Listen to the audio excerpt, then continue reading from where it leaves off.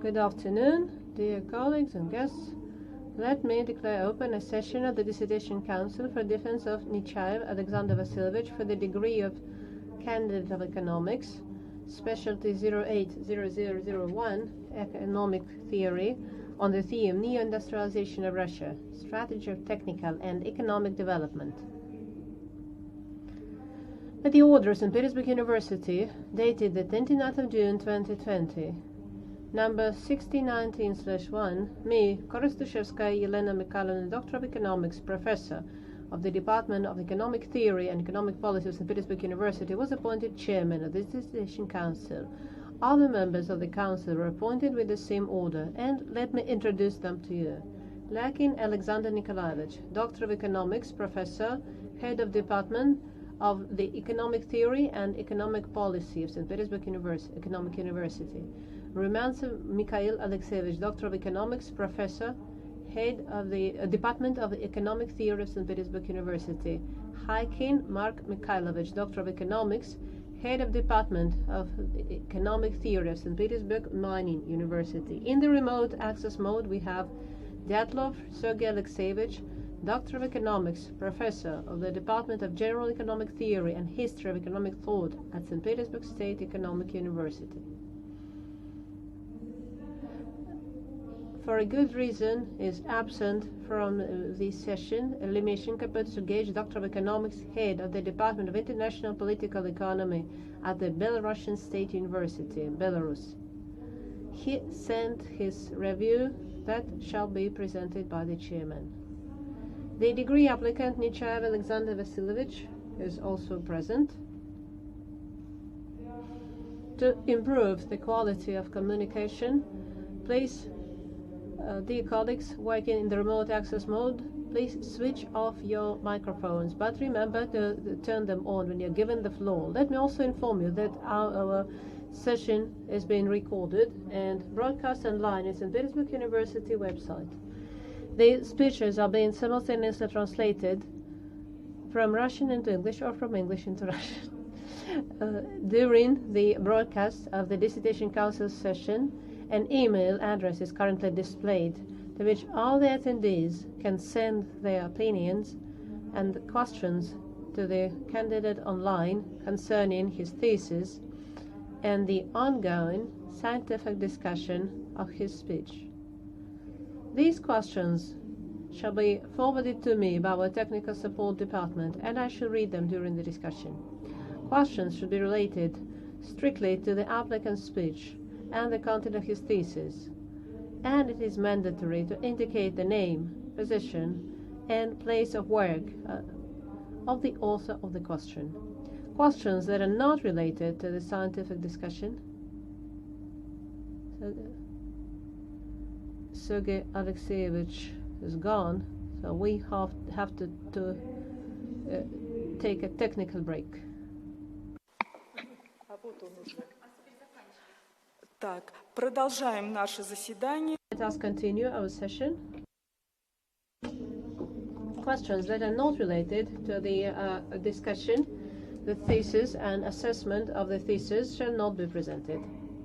In accordance with the order of awarding the degree of Candidate of Science and the Doctor of Science at St. Petersburg University approved by the local regulations of the university, hereinafter referred to as the order, a session of the Dissertation Council shall be considered competent if at least 2/3 of the approved composition of the Council, but not less than 4 persons, are present. Our Dissertation Council consists of 6 persons. 5 members are present, including 1 member in the remote interactive mode. All members of the Dissertation Council and the applicant are provided with audio-visual contact. Thus, there is the quorum. Let me set forth the following procedure of today's session of the Dissertation Council with the approximate duration of 2 hours. First, summary report of the chairman on the documents submitted by the applicant and their compliance with the established regulations. Answers to possible questions, approximately 5 minutes. Summary report by the degree applicant reflecting the main points of his study approximately 20 minutes. Questions to the applicant strictly on his report, not more than 2 minutes per each question. 4. Answers of the applicant, no more than 5 minutes for all questions. 5. Speeches of all members of the Decision Council in turn, with their assessment of the thesis and the applicant's speech, with a summary of their positions, questions, and proposals for the author, approximately 10 minutes for each speaker. 6. Chairman's speech with his assessment of the thesis, approximately 10 minutes. 7. Answers of the degree applicant to questions and remarks made by members of the Dissertation Council, no more than 20 minutes. 8. Open discussion.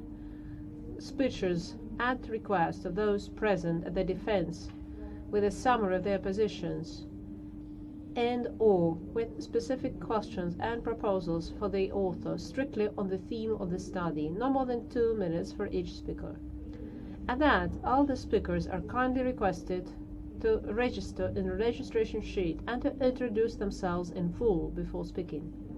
9. Presentation by the chairman of questions to the applicant, which came in the course of discussion of his speech and the scientific discussion during this session of the Decision Council at the Petersburg University website. Answers of the applicant, no more than 2 minutes for each question. Dissertation Council members discuss the results of the defense before the open voting, during which the broadcast sound shall be switched off, approximately 5 minutes. 12. Open individual voting, counting of votes by the chairman and recording the results in the minutes of the meeting. 13. Decision on awarding or not awarding the degree.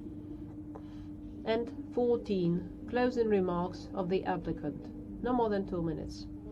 Dear colleagues, do you have any questions or objections regarding this regulation? Please? I see there are no questions. If there are no questions, let me start to conduct the meeting. Please remember to switch off your mobile phones. Thank you for your understanding. Let me start the session with the chairman's summary report, the thesis by Nechaev Alexander Vasilievich for the degree of Candidate of Economics, Specialty 080001 Economic Theory, on the theme Neoindustrialization of Russia, Strategy and Technical Economic Development, was accepted for defense by the order of Academic Secretary of St. Petersburg University on the 29th of June 2020, number 16/1. Alexander Vasilievich Nechaev wrote his thesis at St. Petersburg University under the guidance of Doctor of Economics, Professor, Head of the Department of Economic Theory at St. Petersburg University, Ryazanov Viktor Timofeyevich. The number of publications of the applicant, which set forth the main results of his study according to the submitted list, is 5. In peer-reviewed scientific journals from the list approved by the Ministry of Education and Science of the Russian Federation, 3 publications. In journals indexed in the scientific databases Web of Science and Scopus, 1 publication. The applicant submitted to the Academic Secretary of St. Petersburg University a full package of documents for acceptance for consideration and defense of his thesis. All the documents comply with Article 12, Section 3 of the order. All the documents submitted by the applicant, according to the information I received from the curator, comply with the requirements and are kept in the certification file of the applicant. Copies are available from the officer of the Decision Council Activity Support Department, who is now present at our session. Please. Before I give the floor to the applicant, do you, dear council members, have any general questions to the applicant, and is it necessary to read and discuss the entire list of documents submitted by the applicant? No, I see there are no questions. Then let us give the floor to the degree applicant for his summary report. Alexander Vasilievich, the floor is yours. Remember, you have 20 minutes for your speech. Good afternoon, dear Chairman and members of the Dissertation Council. Thank you. Let me briefly remind you the theme of my thesis for the degree of candidate of economics. It is called Neoindustrialization of Russia, Strategy of Technical and Economic Development. The thesis was written under the guidance of Doctor of Economics, Professor, Head of Department, Ryazanov Viktor Timofeyevich, Honors Professor of St. Petersburg University. The composition of the Dissertation Council members have already been introduced, so I shall not repeat this. Let me start with the relevance of my research. According to us, the relevance is due to two fundamental reasons. The first is the economy of Russia is in a deep structural systematic crisis which resulted of the deindustrialization of this economy in the 90s, which led to a significant decline in the economic performance and life standards. Despite that degradation of industry, science and technology have also degraded, and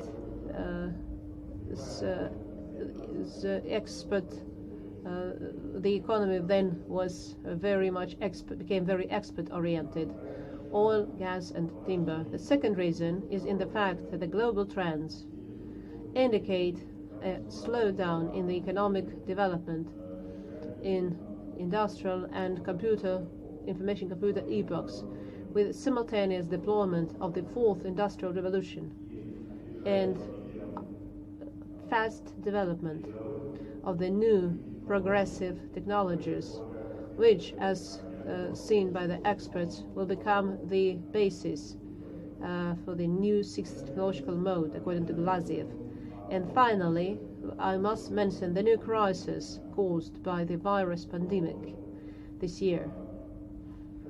Although my study was conducted before it started, we would like, in conclusion, to summarize its consequences and possible outcomes in the context of new industrialization for the economy of Russia. The development of the theme is necessary to say that in this study, the the cornerstone theories were 7 theories to develop our methodology. The first, which produces the industrial production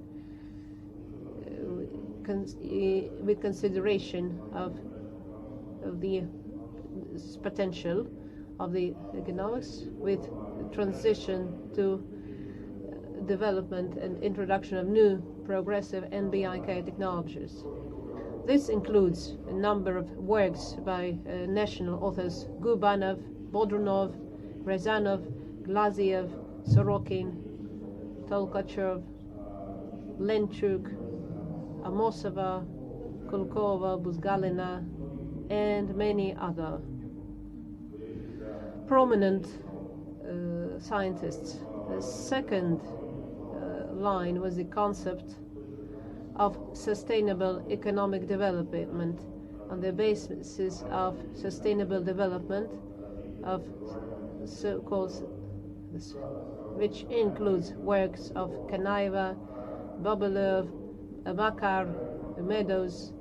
Earlier works in this direction include studies by Vernadsky, Moiseev, and others, and other scientists. And it's interesting in the context of regional development as development of a system of high-tech sectors of the economy with consistent modernization of outdated sectors as an integral part of the social and economic space of a state. This includes works by Tatarkin, Romanova, Animitsa, Lavrikov, Agbedina, Andreeva, Silin, Dvaratkina, and many others. So, in theory of industrialization, industrial society includes works by John Gilbert, Wellman, Rostow, Aron, Klaus Schwab. This line states, these works state that in the new industrial society, the main role will belong to the so-called engineering and industrial intelligentsia.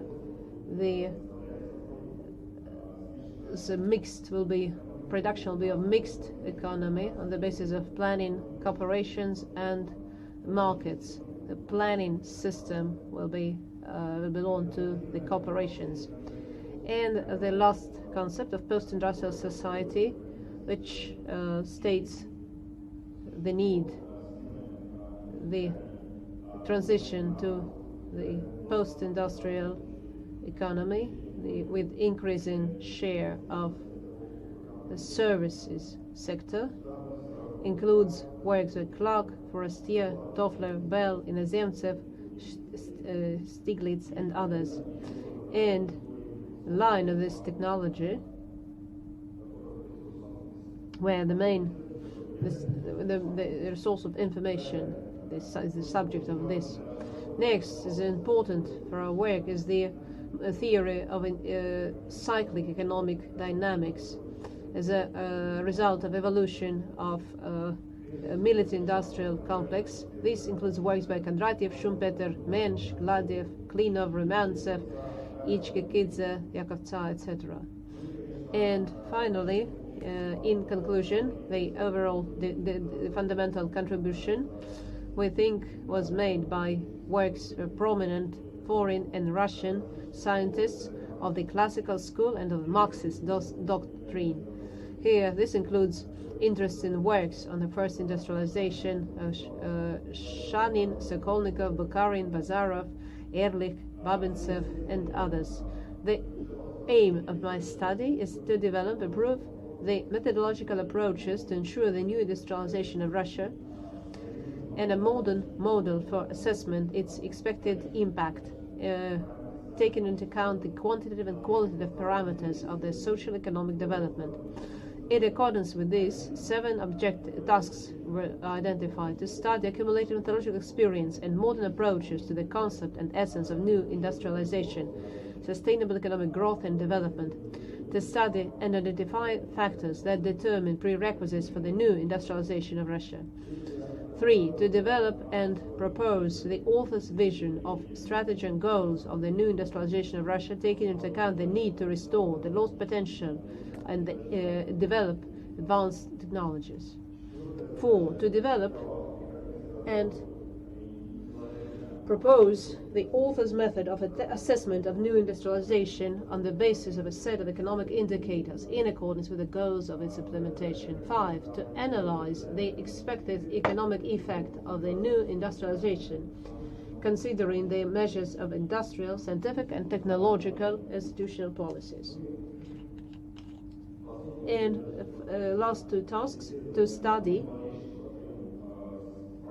what are the most important problems of formation of demand for advanced NBIK technologies, the possible ways of its solution, and analysis of the existing domestic and foreign experience in order to launch new industrialization in Russia. And to form the main conclusions from the obtained results and put forward some ideas to solve the scientific problem under study. Testing the results, as already mentioned, the results were published in 5, I have 5 publications.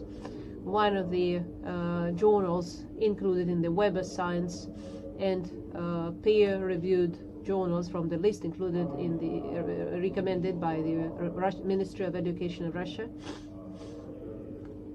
And development is 4 pages.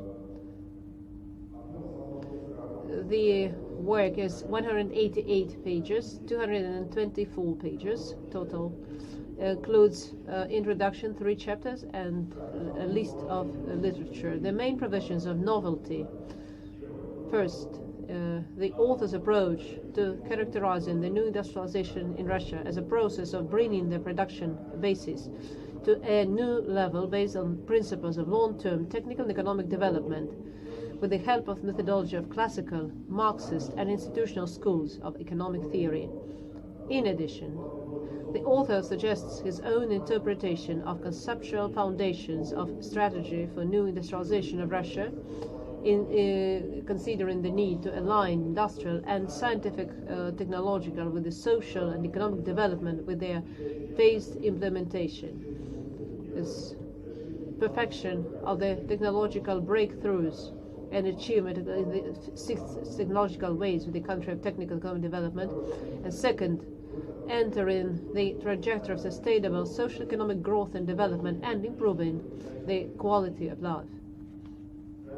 3. Statistical data on the development of the advanced NBIK technologies in Russia and the technological developed countries of the world, and they were analyzed and compared. 4. The methodological approach to defining sustainable socio-economic growth in Russia, taking together 3 unite concepts of sustainable economic development. It includes 2 concepts: sustainability of growth, which is achievement in the long term of permanent, without significant fluctuations, quantitative rates of growth compared to those of the most developed countries, and secondly, sustainability of development, the social category, improving lifestyle, quality of life, in the increase of its material well-being, fair distribution, increase of life expectancy, equal access to social benefits such as medicine, education, etc., and improvement of the environmental situation. 5. The author's methodology for assessing the new industrialization of Russia on the basis of groups of indicators as industrial, scientific and technological development, and tested in the analysis of the economic effect of government programs and national projects of Russia. At that, the list of indicators for achieving sustainable growth and development was compiled in accordance with the sustainable growth concept and includes 3 aspects: economic, social, environmental. 6. Recommendations were developed aimed at improving formation for NBIK technologies in domestic production system, taking into account the national experience and the best practices of developed countries.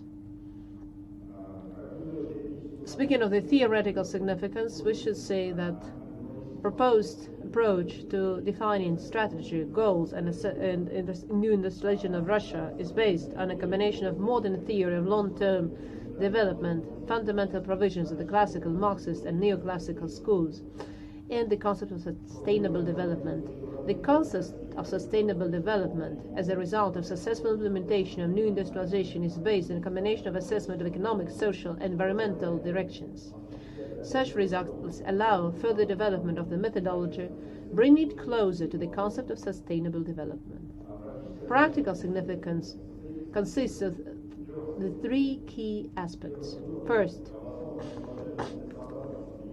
we propose to adopt a unified state program of new industrialization on the basis of a strategy which would include state development programs and the national projects with an appropriate system of indicators to assess their effectiveness.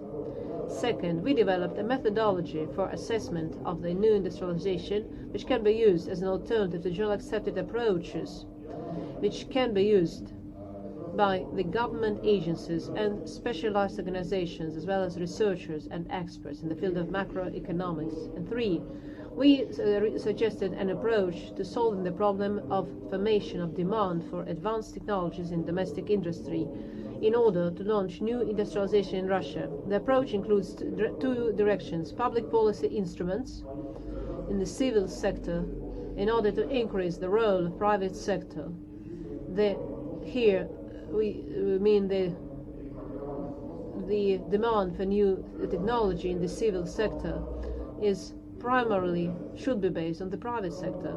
And second, there's a need to develop effective integration of the military civil sectors of the economy to strengthen mutual technology transfer in order to increase involvement of the private sector in production of innovative products and R&D in the military industrial complex. Thus, the main results of this study and recommendations are it's necessary to develop and adopt a universal new industrialization program in accordance with the strategy formulated, which should be organizationally combined with include government programs, national projects, and strategy. The strategy they knew should include two programs: reindustrialization, neoindustrialization. As reindustrialization, we propose to consider in the framework of state policy program, considering its drawbacks. For neo, should be state programs of development of long-term, including science, education, digital economy, including the existing drawbacks. Two, there's a practical approach of assessment performance. First is improvement of technological breakthrough and achievements in the fifth and sixth technological ways with the countries of techno-economic development leaders. See Table 1, shown slides 17 and 18, as it will be shown later. And the trajectory of sustainable social economic growth and development, shown Table 2, slides 19 and 20. Table 1 includes indicators of performance, which includes performance indicators. And Table 2 includes indicators of achieving sustainable development of the economy, include three categories. Sustainable growth is an economic category, sustainable development, social category, and sustainable development, environmental category.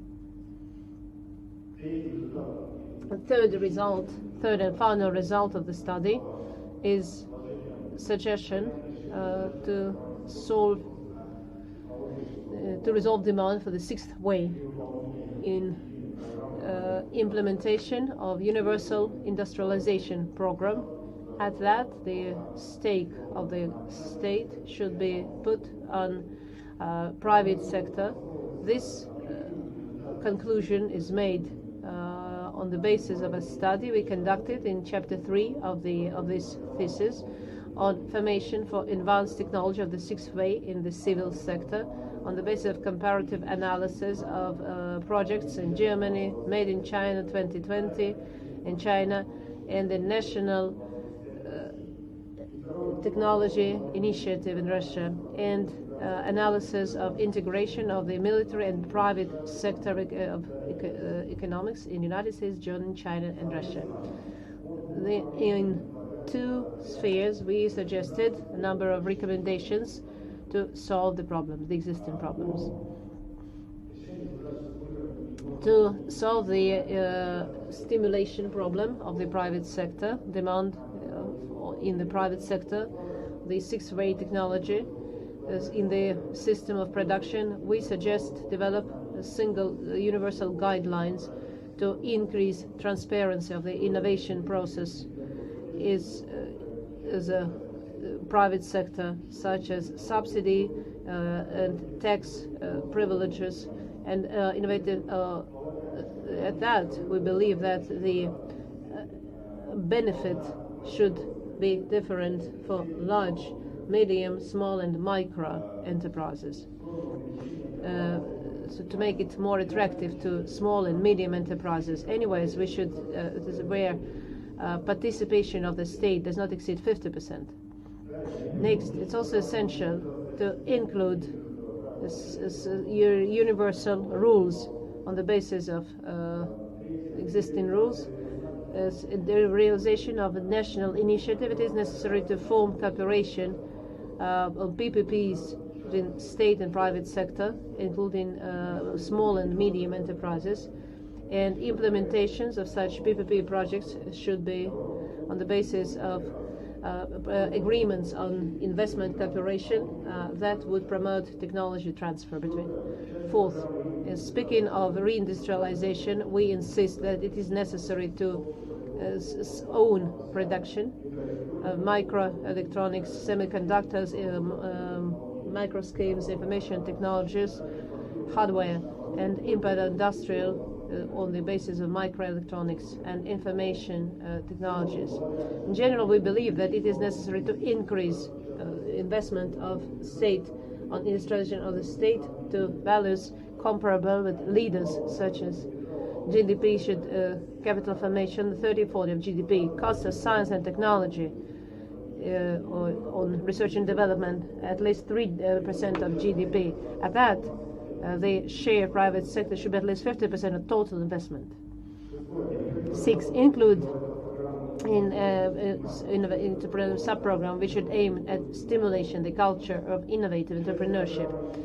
And there are two options. It's necessary to extend the existing up to 335 million with the National Technology Initiative in order to bring together fundamental and applied research and development.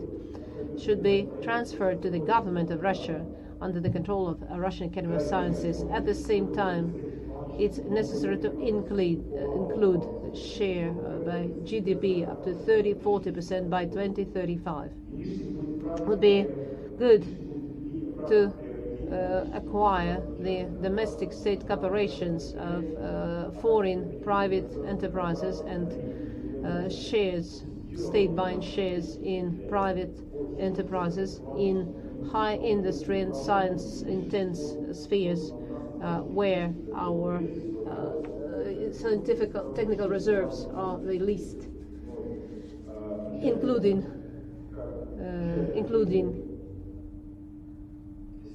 such studies as such objects as digital platforms, aerial vehicle systems, etc. Special attention should be paid to the development of domestic equipment and infrastructure for mobile networks of 5G and 6G standards. The form of organization of such enterprises may become a PPP. And fine also is we can provide for the possibility to introduce restrictive and stimulating measures in terms of prices in the sectors of gas, electricity, water, waste management for enterprises and householders, subsidizing, reducing the burden of paying the social tax. Also, it's necessary to work on financial leasing of innovative SMEs secured by intellectual property rights, since they don't have sufficient resources.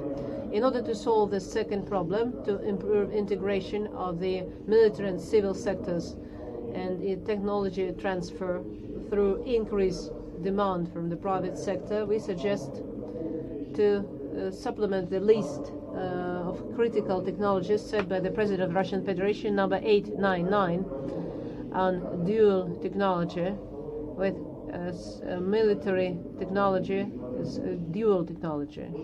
It's also very important to develop transparent scheme of cooperation network of public and military sectors of the innovation system. This form has obvious advantages as a supplier contractor.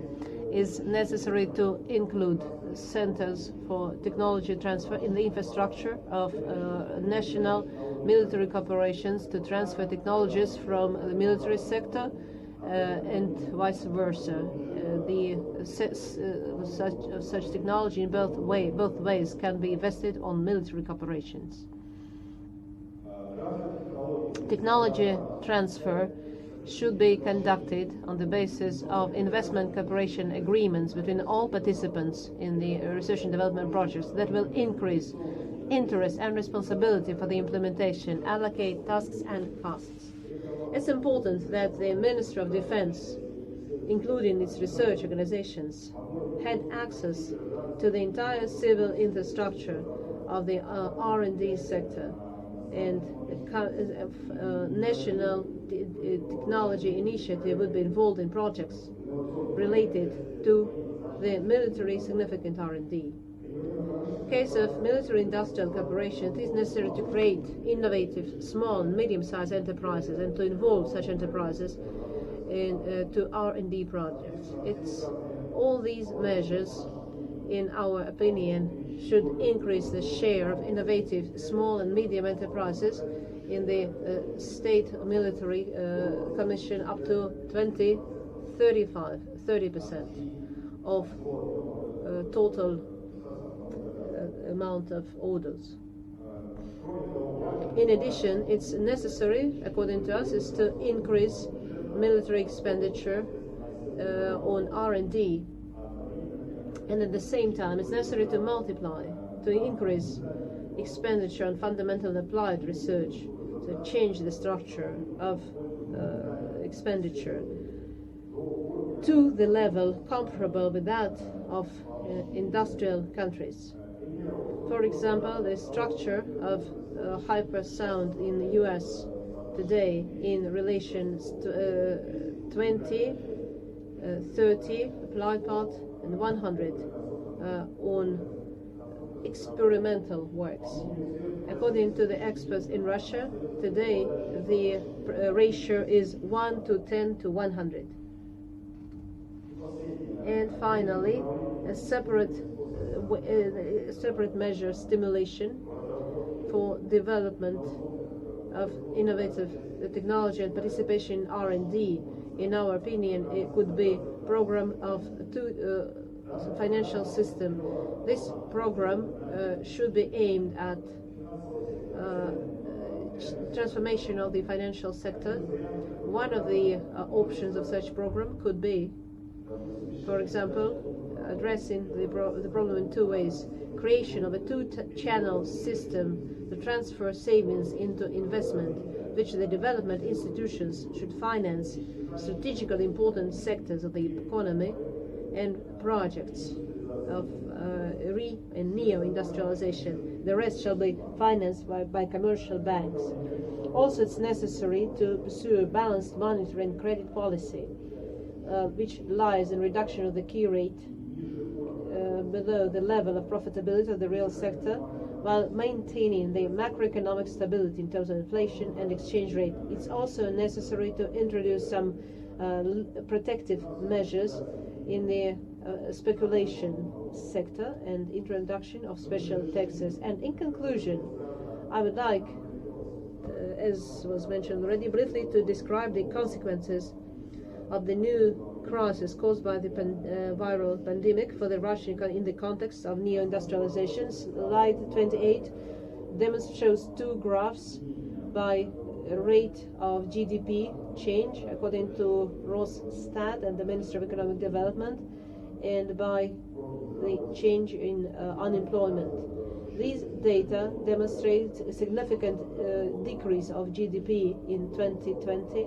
In second quarter, it amounted to 9.6% according to the Ministry of Economic Development, while unemployment grew to 6.3%. In addition to that, we collected data from the leading developed countries and their rate of GDP growth in the second quarter of 2020 from the basis of OSR countries. As you can see in the last column, in this column, slide 29, the situation in the Russian economy appears to be not that bad.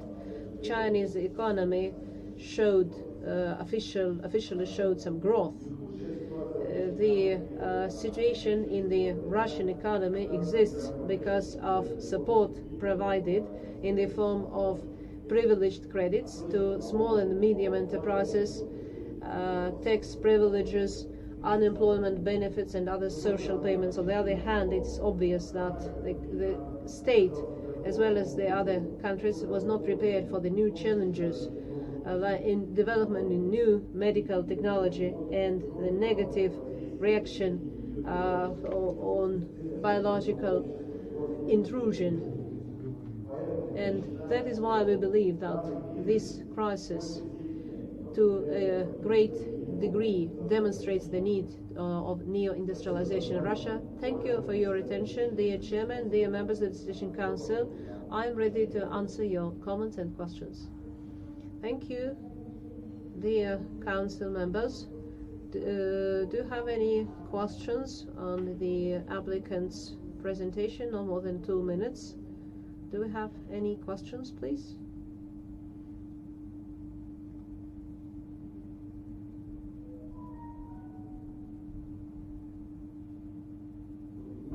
Good afternoon. If possible, I have 3 questions. My first question is, you when speaking of novelty, you included new definition, new approach to understanding industrialization 4.0. So what this new approach provides in terms of understanding, possibility to use this definition for so now we may say that now the process is on its way. So this is my first question. Would you like to answer right away, or would you like to hear all the questions? I'd like to answer right away, please. Our approach, in our opinion, enables, first of all, corresponds to the modern understanding of economic development, and secondly, it corresponds to the practical approach where the industrialization process, which has already started in the end of the previous decade, it cannot be separated from practice, it cannot be neglected from the state programs and national projects. So our task was, on the one hand, to bring it as close as possible to practice, and on the other hand, to join it with something new, with a modern, advanced experience, not only qualitative growth characteristics such as GDP, but also the qualitative indicators such as social categories and environmental categories, and to bring it close to the sustainable development concept. Maybe my question is, Tabakov said that so the thesis new definition is not novelty in the sphere of economic studies. So, like, why do you need this new definition? What did it provide? What new results you expect to obtain with the new understanding of in the industrialization process? Well, the new understanding certainly provides, the new approach provides new understanding connected with the fact that, in our opinion, it is necessary the economic growth should be measured not only with qualitative indicators such as GDP, but should include other categories which would objectively reflect the level of well-being of the society. So maybe, okay, now I understand. Well, this is a point for discussion, but now I understand. My second question is, in your work in Chapter 3, you show very convincingly that small enterprises significantly fall behind in efficiency, in adoption of new production means, industrialization, etc. And then you say that in Russia, small enterprises, first of all, these are mostly in services, and as measures to increase, develop the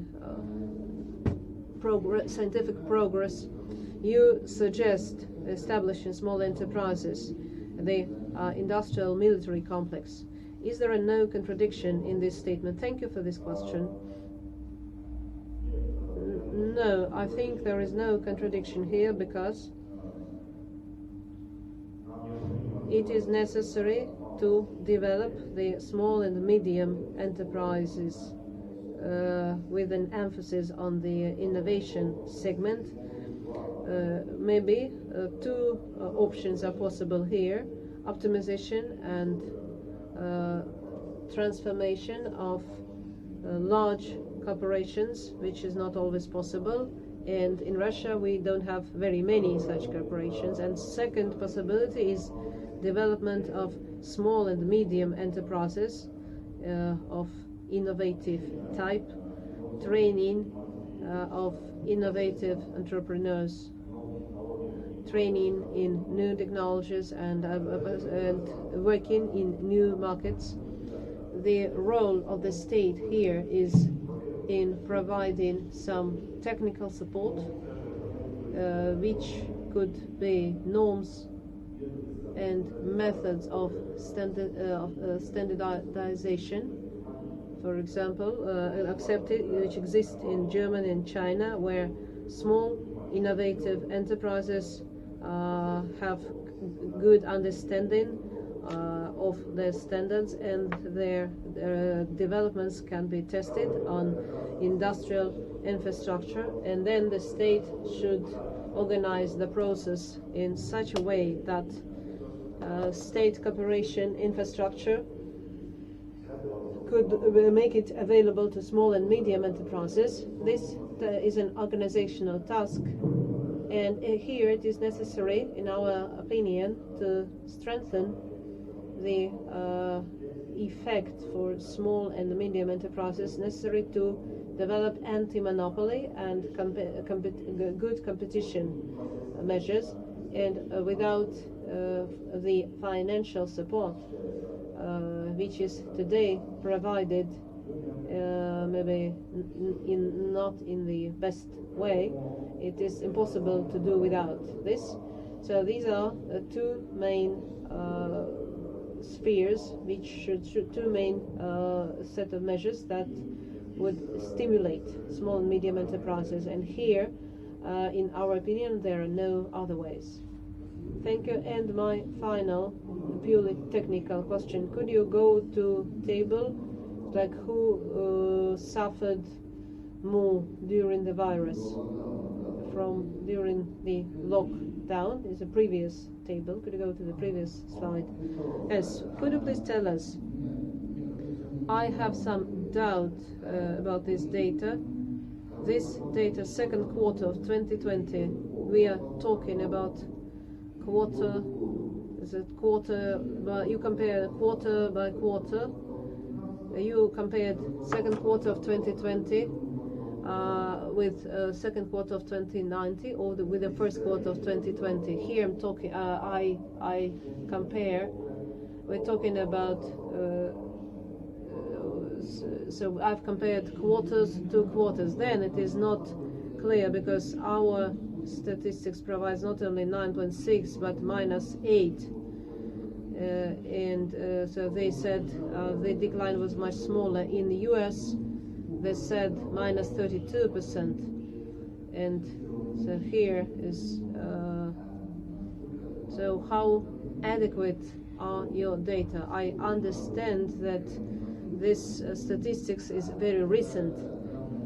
So where have you got this information? Are these forecasts, or is this statistics for this second quarter? So it's the reports based on the reports of the. So this is OSD statistics, but I think this is preliminary statistics. Yes, I also think this is these are forecasts. Thank you. Dear colleagues, I have a small question. You said program of new industrialization, and in your presentation you speak about bringing the existing state government programs, and in addition to this new industrialization program, does it have its own content? Thank you for this question. here, as it was already mentioned, it's hard to separate, because my task was not only in developing the methodology, but in its practical application. So here it's hard to separate these solutions from practice. And so it's necessary to focus on existing programs, 25 or more trillion rubles already allocated to national programs. This amount of money, this money cannot be neglected as something transitory. That is why our task was to demonstrate that our approach is today it is necessary to develop a universal program that would unite the existing programs and propose a new neo-industrialization program, turn it into a real strategic program, strategic initiative of the state. And here the word strategy means a long-term perspective aimed at achievement of sustainable growth rate and economic development. Yeah, thank you. Hope I answered your question. Thank you. Mark Mikhailovich, I have two questions, please. Alexander Vasilievich, my first question is maybe a little bit generalizing. In your thesis, you can see very clearly peculiarities of the national economy in developing a strategy of neo-industrialization in Russia. Without going into detail, could you name the key peculiarities which guided you in developing this strategy? Is my question clear? Yes. In general, yeah, the question is clear. Just list them. Obviously, the key features of our approach are, first of all, the prerequisites, or the need, first of all, to restore the lost potential, restore certain industries, and create industries that were not created in the course of the fifth economic way, that we missed, and the need to transit to development and the implementation in the production system to increase demand for new advanced technologies. Of course, this process should be continuous, and in introduction of new technologies, of course, should include achievements of previous, to increase VAT, added value of produce. But we cannot say that our economy is independent if we work on quantum or nanotechnology, on foreign developments of the fifth technological way.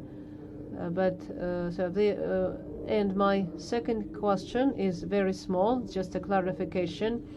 Your concept of sustainable development agrees very well with your methodology. Why, in the practical part, you focused more on assessment of the economic effect of implementation of the neo-industrialization strategy, is narrower than the three-partite idea of sustainable development? Thank you for this question.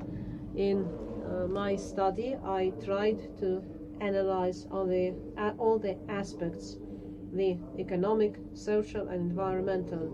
But the truth is, today, unfortunately, though statistical indicators seem to be available in the sphere of environmental and social development, data is not always available. Data on some government programs not always available. So it was hard to get access to statistics. And also I'd like to add that we selected a limited number of indicators of sustainable development. And of course, there are many more indicators. They exist in OSR statistics, and some developments in the Sustainable Development Concept.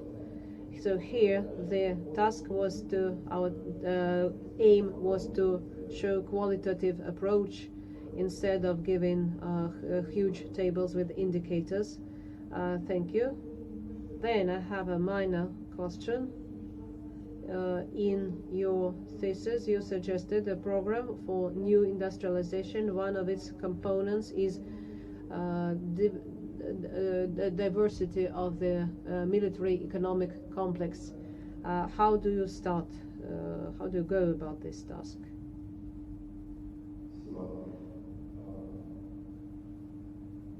Thank you. In our opinion, the main here today we should talk not only about diversification of the military industrial complex, but of mutual integration of the two sectors, of the civil and military sectors of the economy. And to achieve this goal, in our opinion, it's very important to create an efficient scheme of interaction between the civil sector and the military sector. So this scheme should include development of new forms of interaction on the basis of investment cooperation.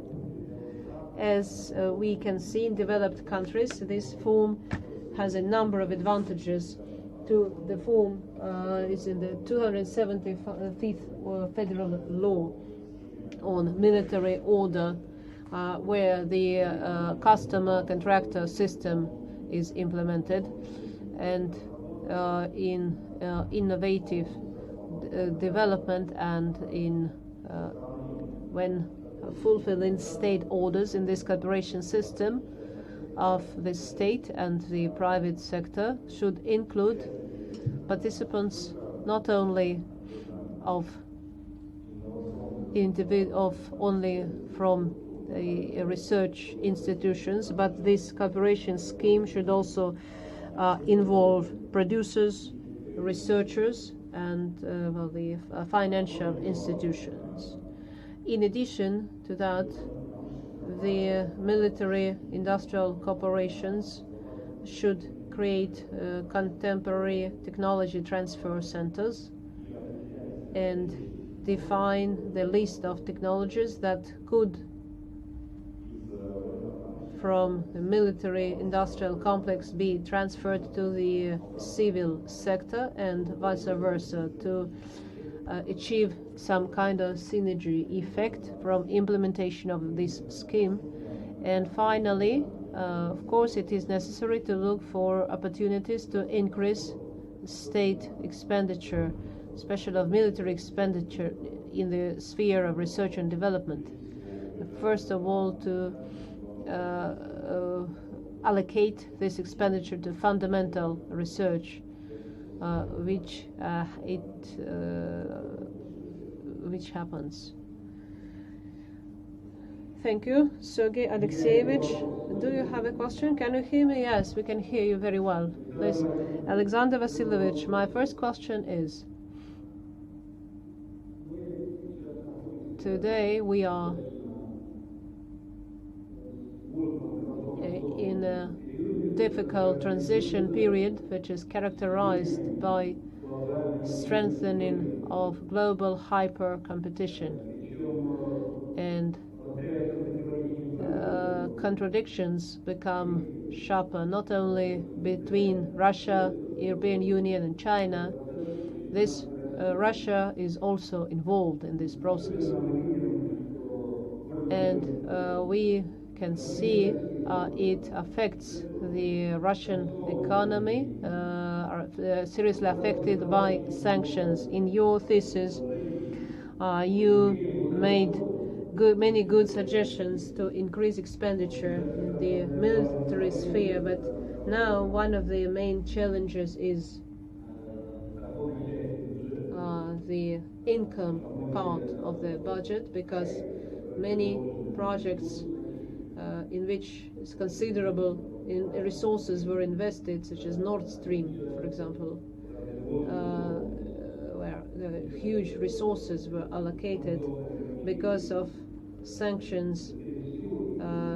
These they are not. There's no payoff from this project. How, with considering these limitations, we can implement this function to support small businesses, to stimulate activity of the military complex. So this is a very serious challenge which should be considered in its entirety. How, in view of your functions, in view of your goal of the tasks set in your thesis, how can it be addressed? This is my first question. Thank you. Dear Sergei Alexeyevich, thank you for this question. Indeed, there are sanctions and limitations that today the national economy is facing, and in our opinion, maybe this problem could be addressed with internal resources. Under internal resources, when the budget is limited, I mean the opportunity for increase internal loans to projects that are immediately connected with the real sector, with high-tech and innovative developments. So maybe that will be my answer. And my second question is also very important and is connected with the essence of neo-industrialization.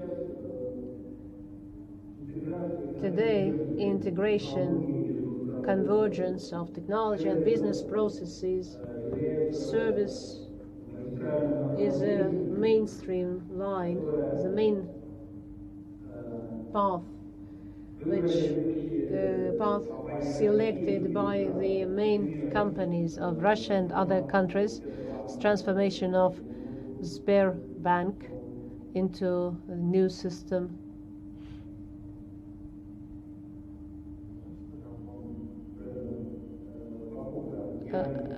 Purchase of Yandex and many examples in Russia and abroad. So we can see the leaders of the state economy is led by large corporations, and from this point is your definition of the subject of neo-industrialization in your thesis, is it which is quite narrow today, and it does not consider the current developments of of the world leaders. So maybe in view of that, it is necessary to widen and deepen the subject of your study to include these new trends that lead to the increase of global competitiveness of Russian corporations, including the military industrial complex, and of Russia as a whole.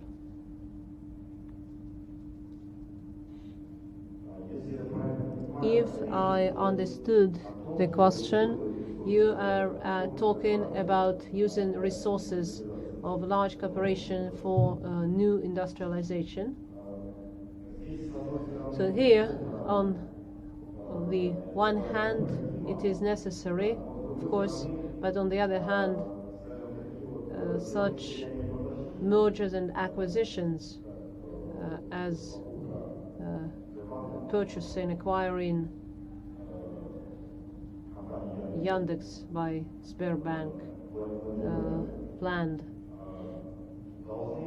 should take place with certain supervision that would enable, on the one hand, not to reduce dependence, not to increase dependence on foreign capital, and on the other hand, not to transfer under foreign control, which is present now in Russian high-tech corporations, patents, the system of ownership, national ownership to intellectual rights. Because if we define or include in the new industrialization,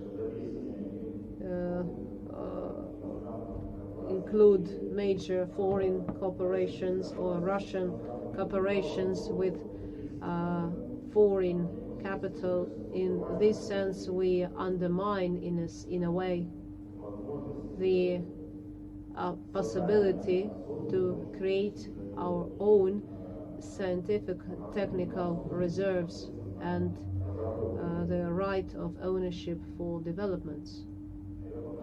Maybe that is my answer. Okay, may I clarify something? Sberbank acquired Rambler. Yandex is buying Tinkoff Bank. So Sberbank didn't buy Yandex. This deal did not happen. Is it possible to broaden the subject of your study, considering the modern trends, which include integration and convergence of technology, business processes? Talking about the subject of your study, is it possible to widen the subject of your study, of your thesis? Certainly, it is possible to widen the subject, but if we talk about the methodological approach, it seems to me the forms of integration of corporations with foreign shareholding should be limited. This is especially true if we talk about advanced spheres of development. Here it's more appropriate to use such measures of competitive policy that are used in Germany and in China. For example, the German government allows or recommends to subsidize participation in or shareholding in high-tech corporations, including foreign national manufacturers, to make them more competitive and to give them the opportunity to retain rights of intellectual property.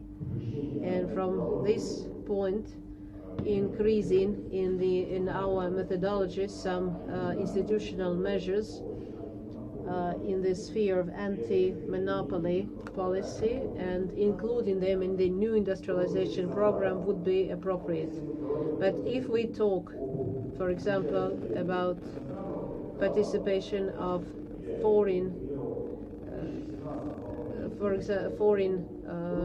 shareholders, for example, Transas was sold in 2017.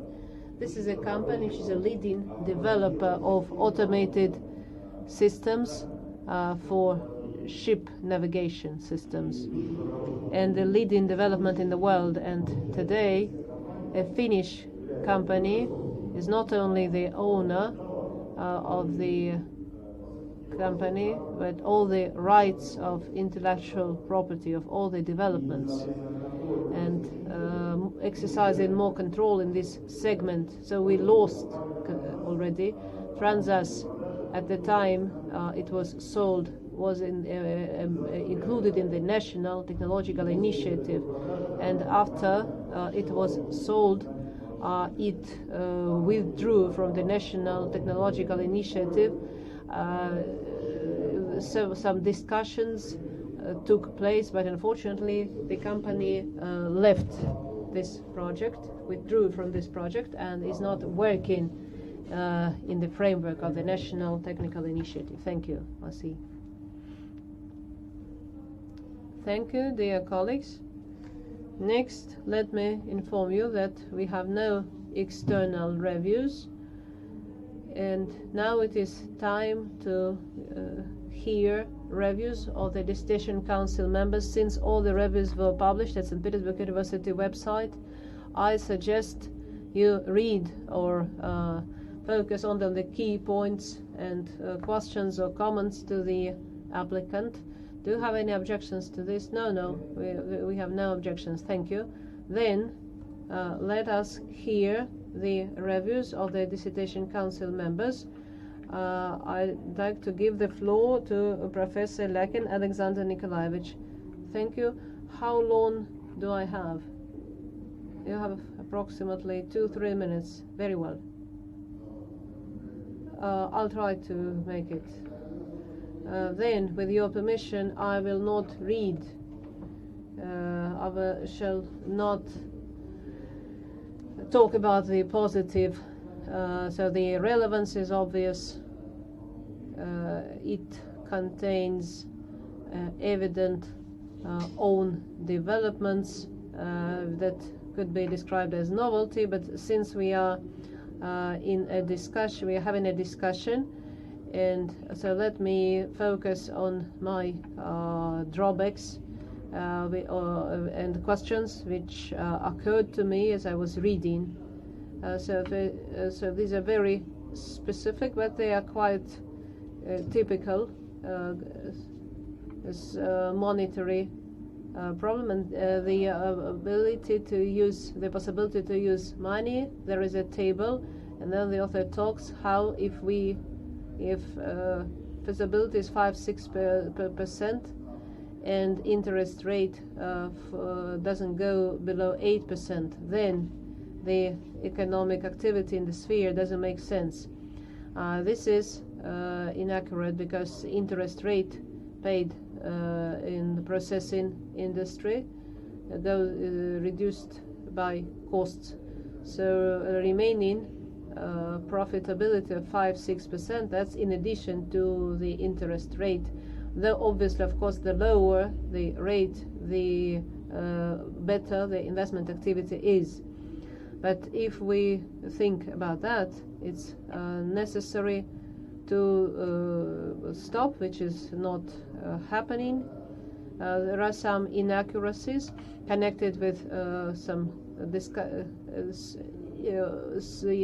consumer price index graph, and this graph is based only on simple calculations made by simple deduction of last year inflation, and I was surprised to see that all the values are in the positive range, though inflation negative growth in inflation. So inflation was going down, so the graph cannot look like that. In addition, this is the author explains in 1998 central bank tried to change the interest rate, and in 1998, this is quite recent and I remember very well, and the interest rate was refinancing was and this indicator indicated the mood. So this interest was kept at a higher level, and the question of regulation with the help of interest rate together with central bank targeting inflation and interest started to control interest rates only in 2014. Also the author discussed that it would be good to increase and the responsibility puts this responsibility on central bank, and it's very good to have more money for the economy to have as much money as it needs. A new monetary theory is now developing that in reality, with the modern development of the banking system and its flexibility, the economy actually gets as much money, and so it's obviously you can see that on the relation of money mass and the money base correlates with GDP dynamics and dynamics of so the money multiplicator changes. So here the relation is much more difficult. And speaking of the author's contribution, the author speaks about two groups of indicators that can be applied to the new industrialization stimulation and performance. So he defines stimulation, but results he does not define. And in general, results, this is always some kind of effectiveness, is a ratio of costs and effects achieved. But as for indicators used as so they are some kind of absolute values. So it will be interesting to know what the author means, and if border indicators, variables can be used as for goal assessment indicators. To me, these indicators do not make sense, because only individuals can judge on their well-being, and so it's stupid, doesn't make sense to suggest any indicator. So I think so here we are talking about goal implementation, and where the author looked at how the state programs are implemented. Here it's very easy to see that implementation of goals is not an easy task, and in conclusion I'd like to say that the structure corresponds to methodology allows to solve the tasks set by the author, and the thesis by Nechaev and Vasilievich on the theme Neoindustrialization of Russia, strategy and of technical and economic development corresponds to the main requirements set by the order of 1st of September 2016, number 6821/1, on the order of awarding academic degrees at St. Petersburg University. And the degree applicant, Nechaev Alexander Vasilievich, deserves awarding the degree of Candidate of Economic Sciences, Specialty 080001, Economic Theory. And Article 11 of the above mentioned order has not been violated. Thank you, Alexander Nikolaevich. Please answer. Thank you, Alexander Nikolaevich. If you don't mind, I partly agree with your comments, and I will try to respond to some of your comments. First of all, Speaking of effectiveness, of course, you are right to say that interest rate usually is accounted as expense, exception of some loans which increase the value of asset and then are written off as expenses, as depreciation. But the financial policy of today leads that this 5-6%, especially for small and medium businesses, and in small and medium segment, even if we use EBRD method during 20 years, as I know, interest rate was always higher than in the corporate sector of larger corporations, and thus this policy, a high level of interest rate, has impact on the final abilities and motivation of small enterprises to take part in new innovative developments that have a longer cycle than the services sector, or maybe will never pay off. As for your question about incorrect definitions in the consumer price indices, please look at my presentation. Here I've shown figure 2.1, section 2.1 of this study. This figure shows growth of CPI and the change of key rate of the central bank.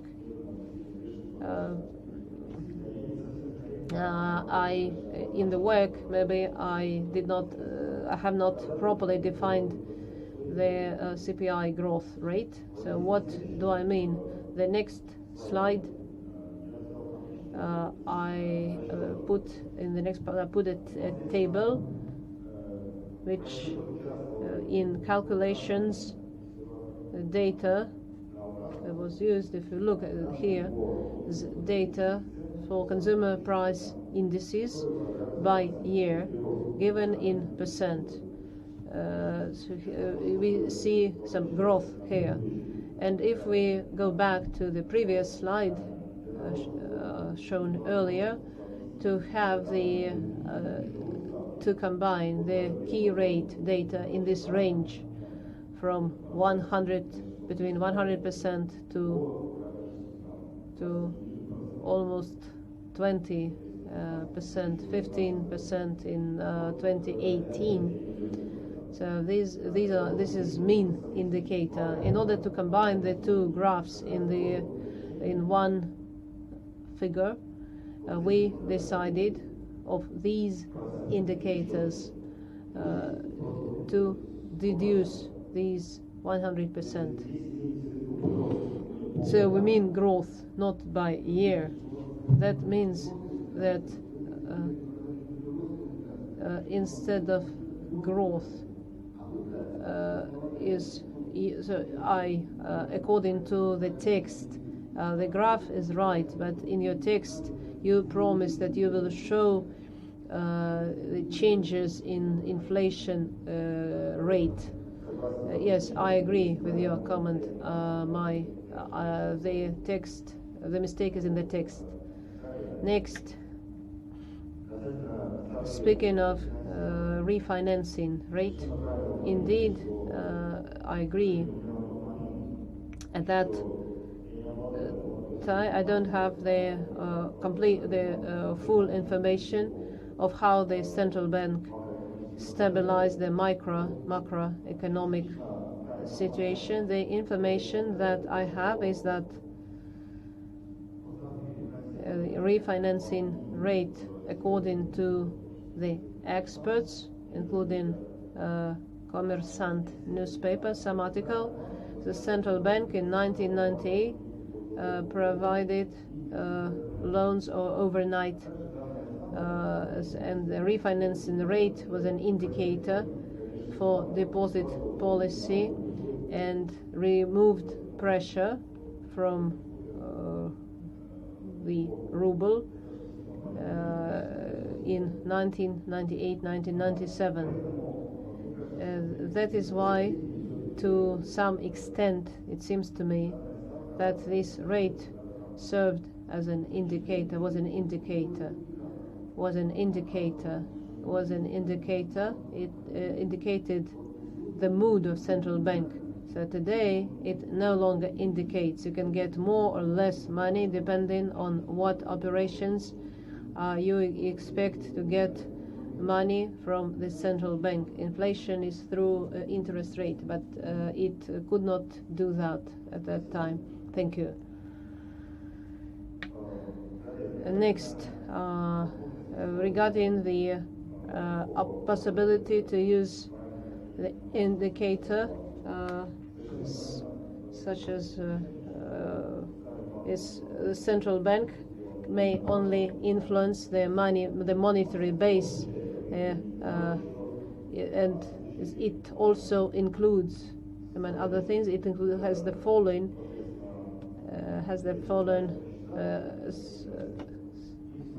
is also savings. So then it seems to me that maybe not directly by reserving and by the deposit policy, central bank may indirectly exercise some impact, some control. So if we want to increase GDP by 1%, by increasing monetary mass by 1%, it's necessary to develop some mechanism that will allow to increase amount of money through loans. Though in reality this is quite a difficult question, and it can be the subject of a separate study. Then there was a question about stimulation and effectiveness indicators. Here investment in R&D, tax privileges, etc. They stimulate business activity and help to solve specific problems, starting production, R&D, training, as there is a number of other factors such as institutional, organizational, and technical. But if there are investments and they are targeted and there is some control how they are used, then in any case some results will be achieved. Increasing number of enterprises in processing sphere, growth of added value, increase of research and developments, and the number of organizations in this sphere. So from this position, as it seems to us, even the absolute indicators can be seen as performance indicators. I mean, number of researchers, number of enterprises, number of patents received, etc.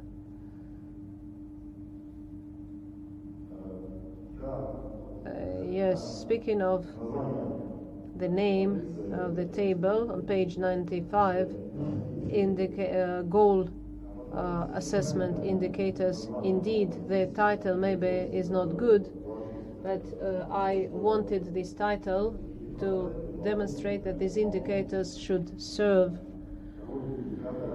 as indicators of fulfillment, of achievement, of specific values by introduced parameters or categories.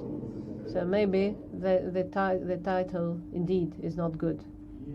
And in addition, you had a comment about inaccurate, about typos and spelling mistakes.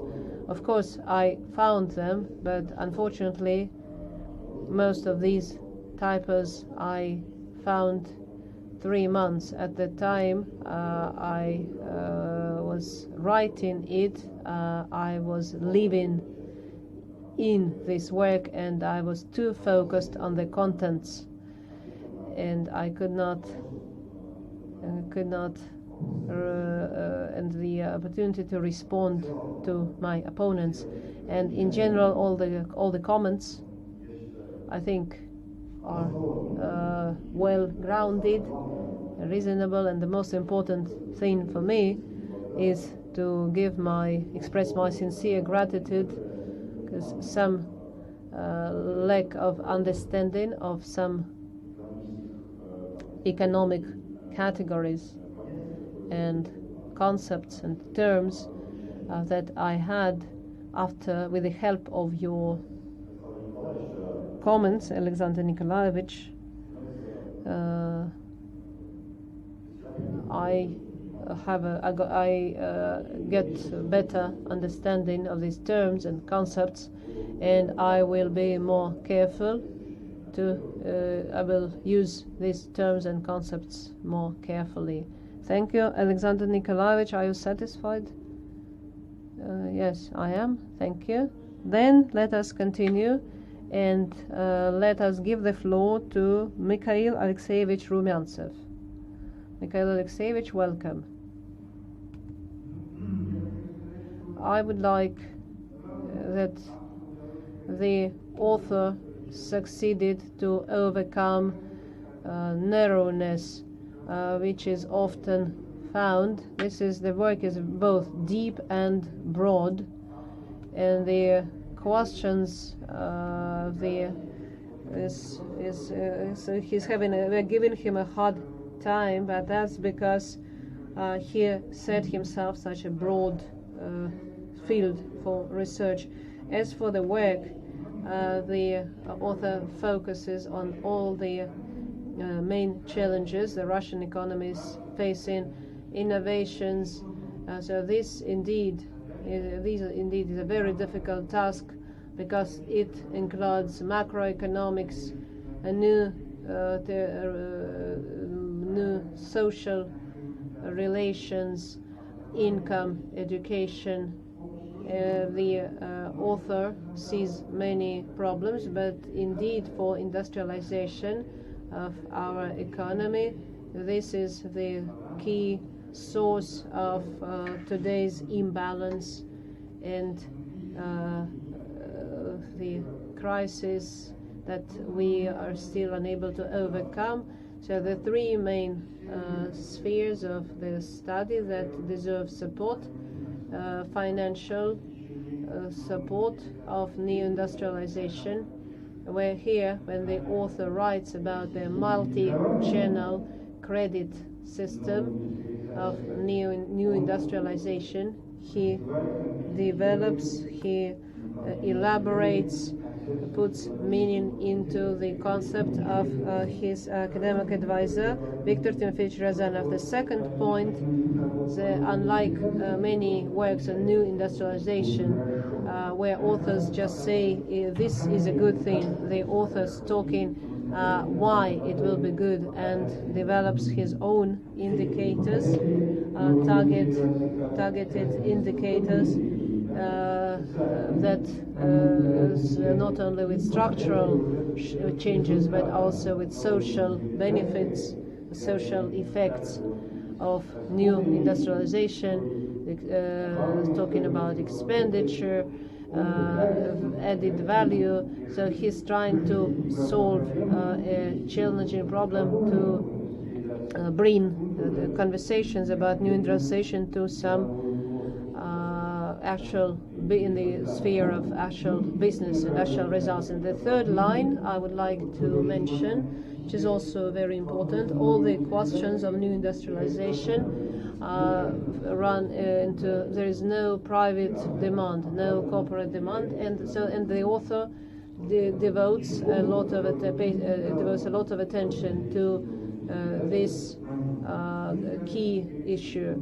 And then let me proceed to my questions to the author. The first question on theoretical foundations: why the author does not mention the German historic schools, the work of List, National System of Political Economy on formation of the national production forces. List theoretical base foundations of industrialization are described in much more detail than it's interesting that List's ideas were used for industrialization by Witte and Mendeleev. In methodology, the author should pay attention to the methodology of the contemporary theory of evolution economics.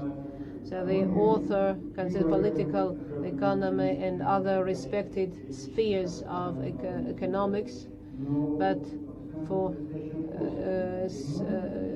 direct theoretical explanation is always our reformers always found in Friedrich List's work and the German historic school.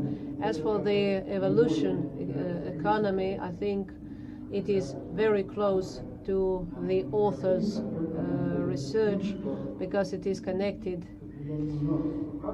that with many factors cause structural changes in the economy. My second comment is not quite clear why the author artificially separates re-industrialization and new industrialization.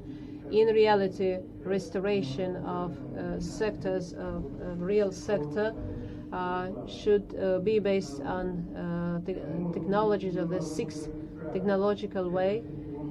Even in the raw material sector, contemporary and science-intense technologies are used. So it's better to talk, it's more appropriate to talk not about separation but about the synergy in accordance with the ideas of Japanese researcher Hirooka.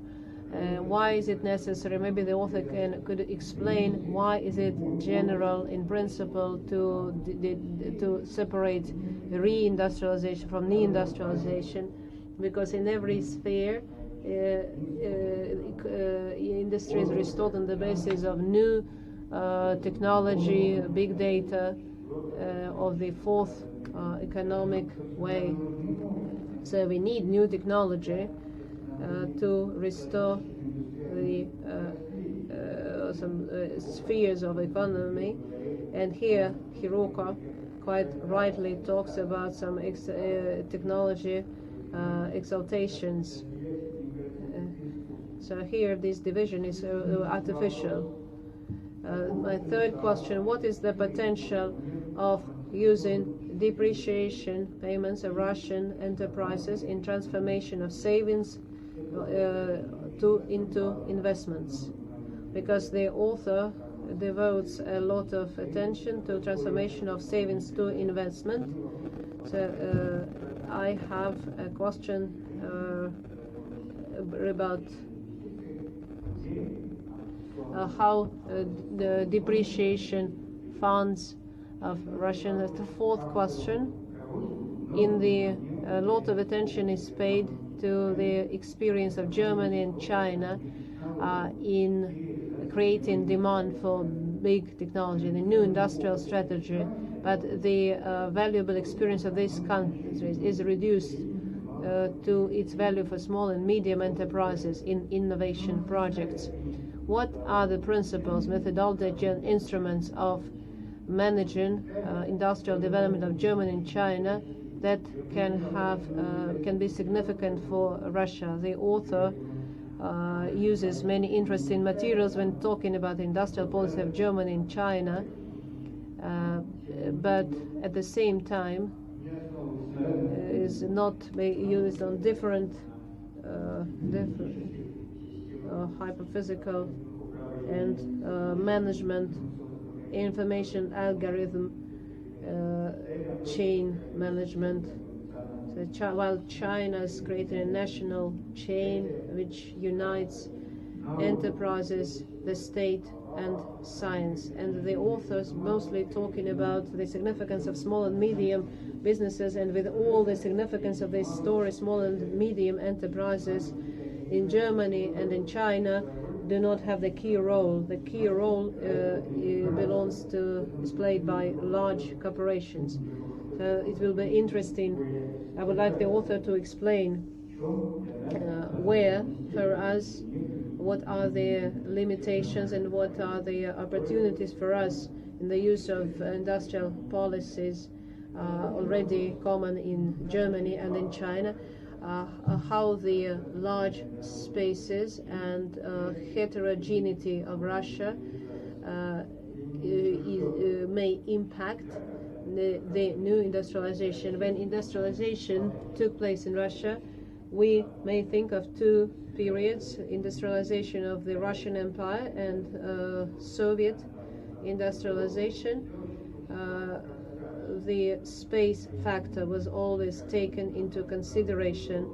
The electrification plan included territorial complexes which linked suppliers with consumers in single complexes in Soviet Russia, in the framework of industrialization of Russia by building railroads which linked remote areas. Your academic advisor, Viktor Timofeyevich, in my opinion, wrote about a shift of production forces westwards, and he even suggested to transfer the industrialization center to Novosibirsk or Yekaterinburg. So I would like to hear your opinion how the the vast space factor and heterogeneity factors affect the new industrialization strategy. But in general, I think the work is very thoughtful, high quality. The author has studied many sources, and you can see he really studied them carefully in his work. So you really one really enjoys discussing with the author. But as for the so let me proceed to the conclusion. The thesis by Nechaev and Vasilievich on the theme Neoindustrialization of Russia strategy of technical and economic development corresponds to the basic requirements set by the order the 1st of September on the order of awarding academic degrees at St. Petersburg University. And the degree applicant Nechaev Alexander Vasilievich deserves awarding degree of candidate of economics, specialty 080001, economic theory. Article 11 of the above mentioned order has not been violated. Thank you, Mikhail Alexeyevich. Alexander Vasilievich, you have the opportunity to answer questions of Mikhail Alexeyevich. Thank you, Mikhail Alexeyevich. I accept your comment about the methodological foundations I have not mentioned in his work. The National System of Political Economy, Friedrich List describes the mechanism of development of the national economy and so connects it with the need for comprehensive all-round development, taking into account their mutual complement and combination, various aspects and branches of economy. Indeed, his works were actually used by Sergei Witte and Dmitry Mendeleev.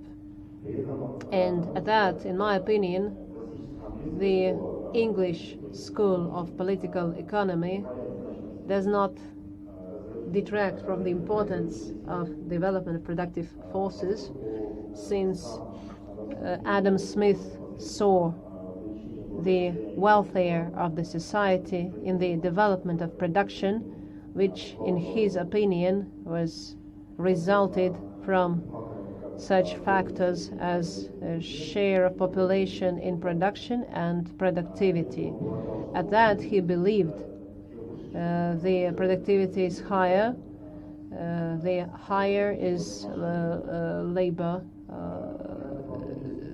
According to Smith, labor suppression is necessary, who has his own labor division is necessary, while Friedrich Litz and the German school is different, and it's different.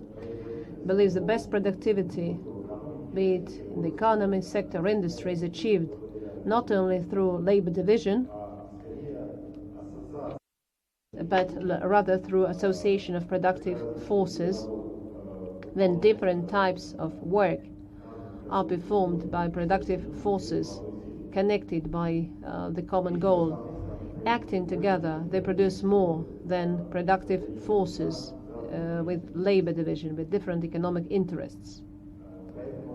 Such an association of productive forces contributes to comprehensive development of the national economy, and when combined with the policy of protectionism, also used by List, accelerates industrialization of a country.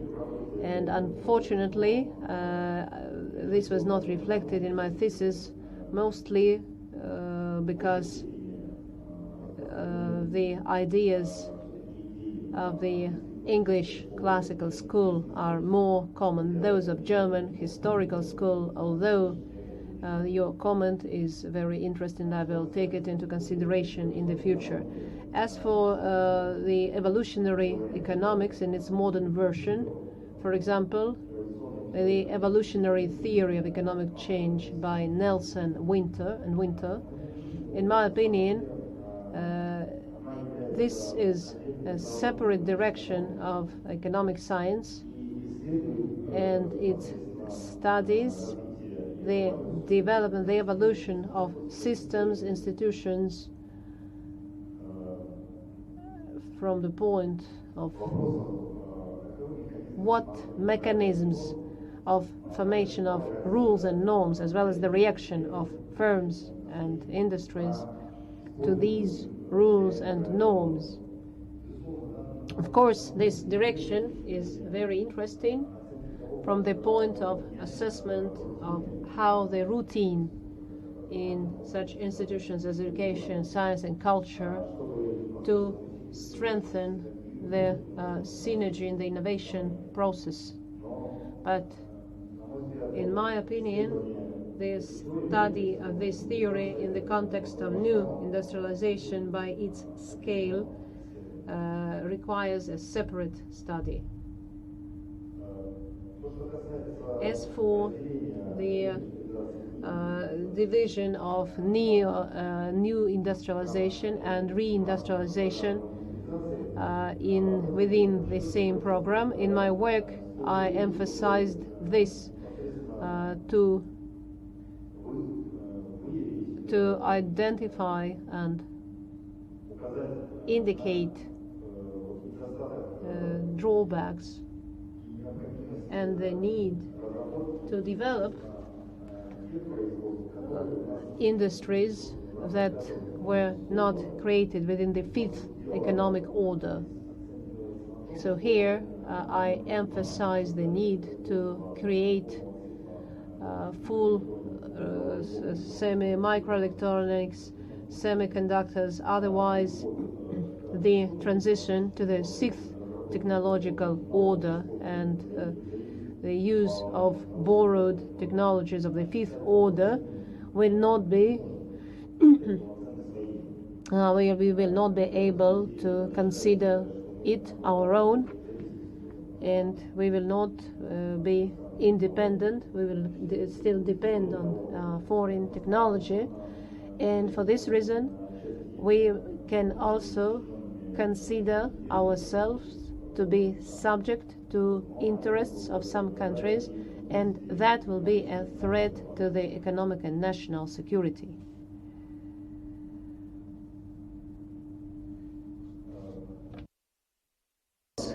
Absolutely right.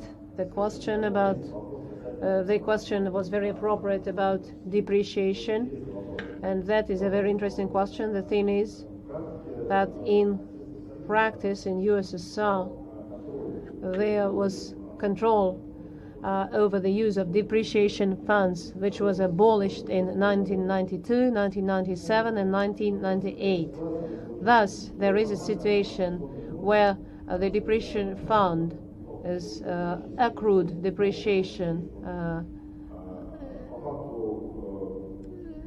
is established, is included in the cost and reduces the company's profit. So formally, depreciation is financed from the company's current income. By reducing taxable income, they reduce revenues to the state budget. But in reality, in fact, the money from depreciation remains in the summer cash operating flow of the enterprise and can be spent by the entrepreneur for personal purposes. Thus, until appropriate laws are passed to regulate depreciation fund to restore fixed capital, this part of savings will not be transformed into investment. For example, in 2018, appreciation fund amounted to 7 trillion rubles. This is money spent not to renew fixed capital but on other purposes, and that's a lot of money. This is a substantial sum. As for specific practices that should be borrowed from Germany and China, what I would like to emphasize how the policy of these countries is successful. Why I selected them for this study? In our opinion, this effect lies in the in technological cooperation between the state and the private sector, including small and medium enterprises, and they are not only subsidizing or compensating expenditure, but they create new projects which include organizational support, standardization methods, and technological infrastructure, including research centers, different small, medium enterprises. At that, the role of large corporations is also not underestimated. They are the foundation of the economy, and demand in some regions, for example, or in the entire world, as is the case with large German and Chinese corporations. High-tech sector can, and a group of corporations act as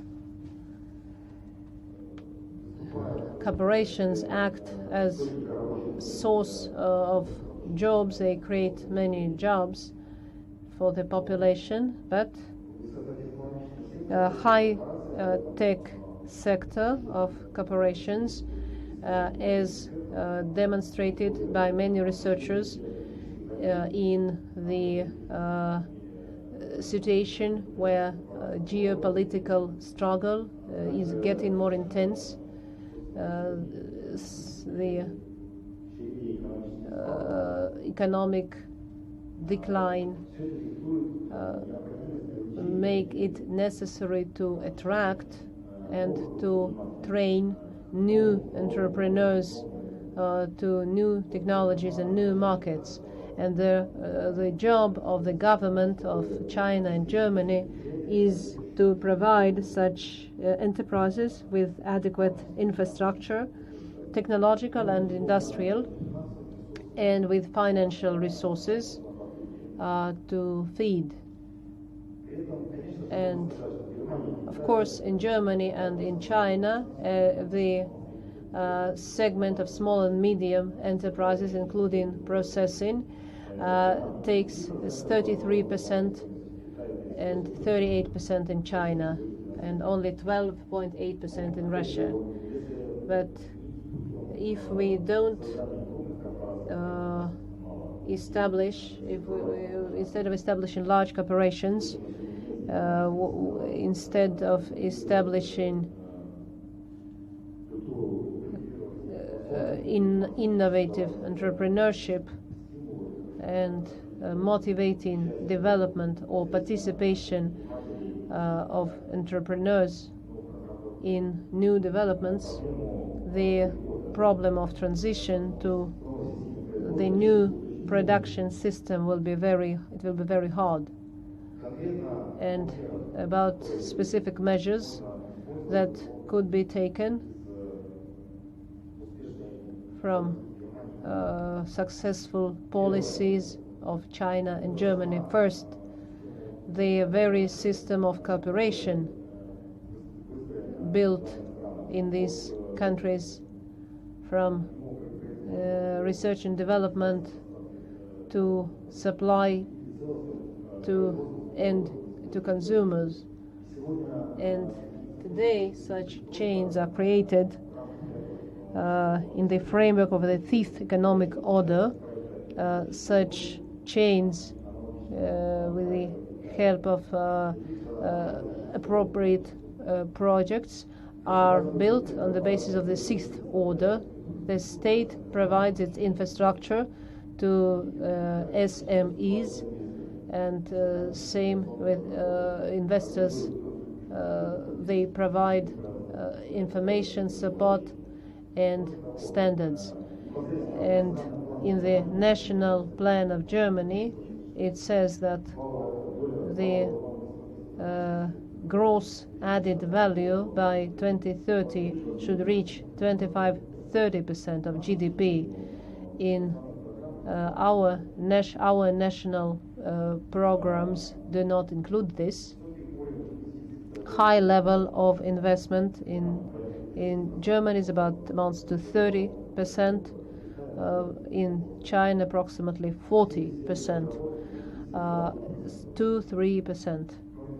Also, as strong measures of institutional policy, support of competitiveness, which include, first of all,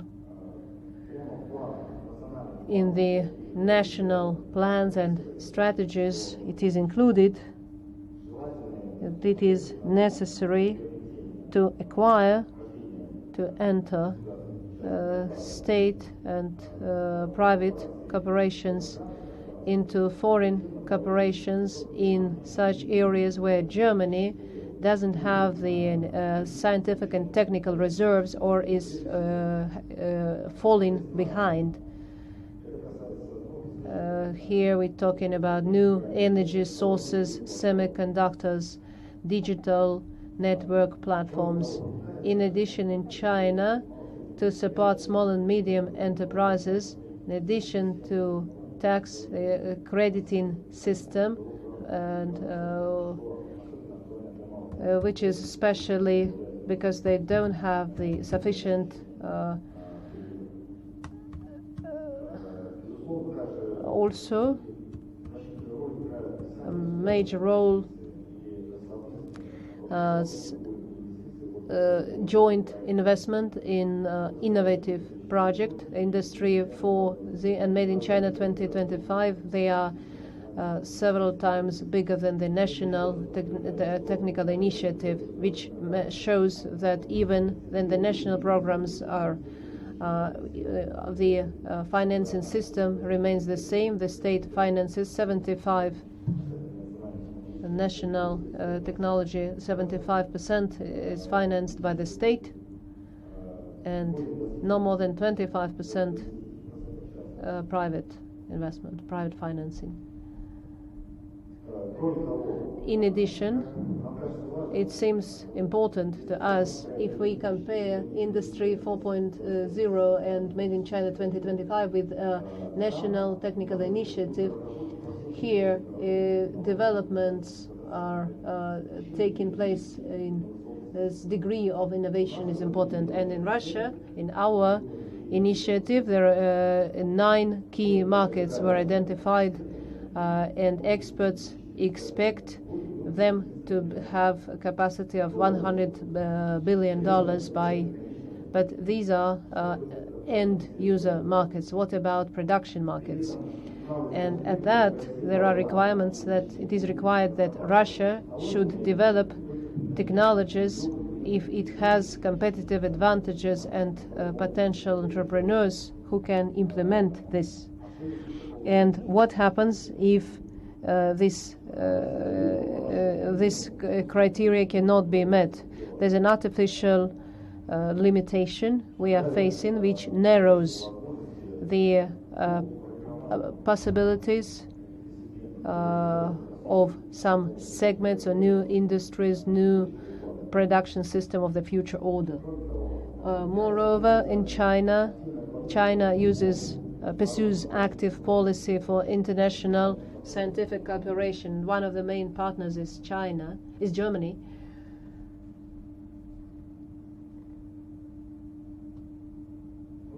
And in conclusion, there are more points, and to save time, I'd like to mention that China today has successfully developed 5G standard and is now working on networks, on 6G networks. Unfortunately, Russia at the moment has some developments with 5G, but also we are facing some challenges here. And maybe these measures should be borrowed. We should learn from China and Germany. And as for the question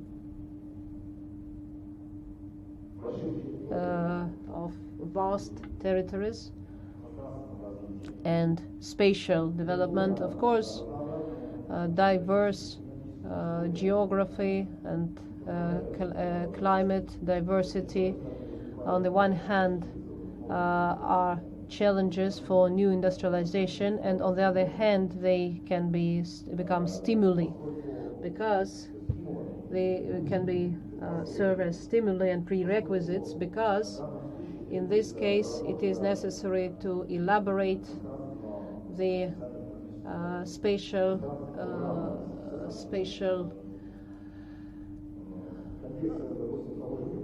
in Friedrich's concept, we could become suppliers of agricultural products, and Urals can be supplier of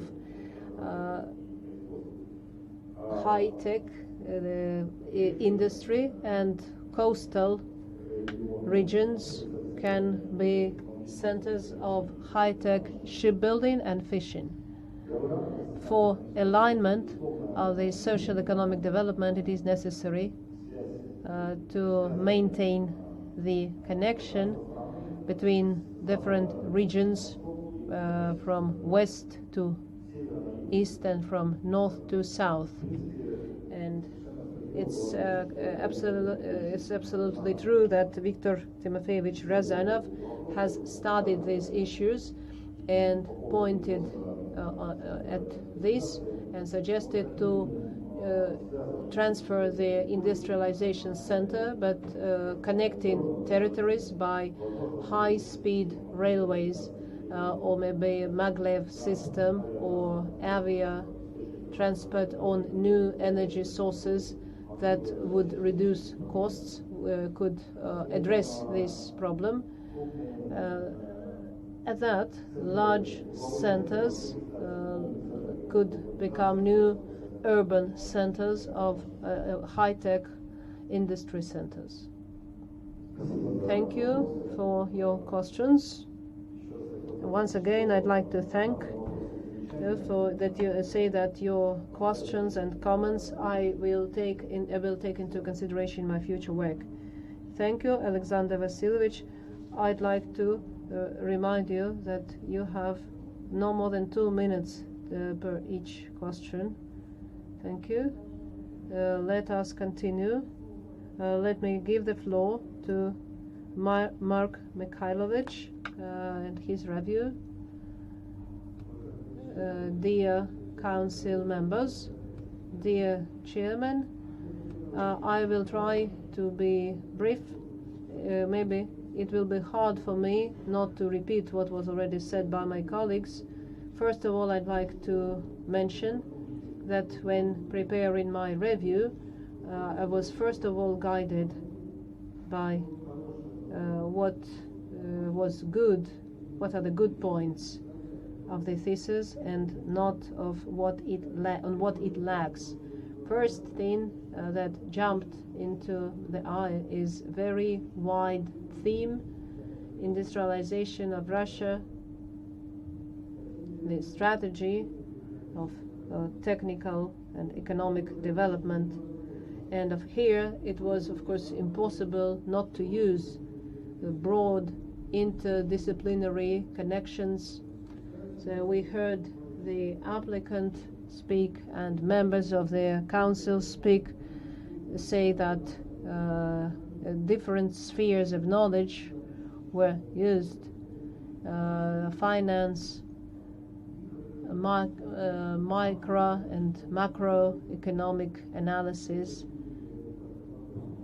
in spatial regional development, enterprise economics, industrial economics, etc. Especially good impression in the context of using wide methodological basis. The author used different schools, starting from classics, the Marxist school of thought, all the way to the most recent new neo-institutional theories. And the author provides a good synthesis of various theories. I have no principal comments, and in fact I don't have any. I have some there are some details in the text, small omissions or inaccuracies in the text, which are so well hidden by the strong positive points that I mostly paid attention to what's good. What the author should pay attention to: this work is very complex, is very broad.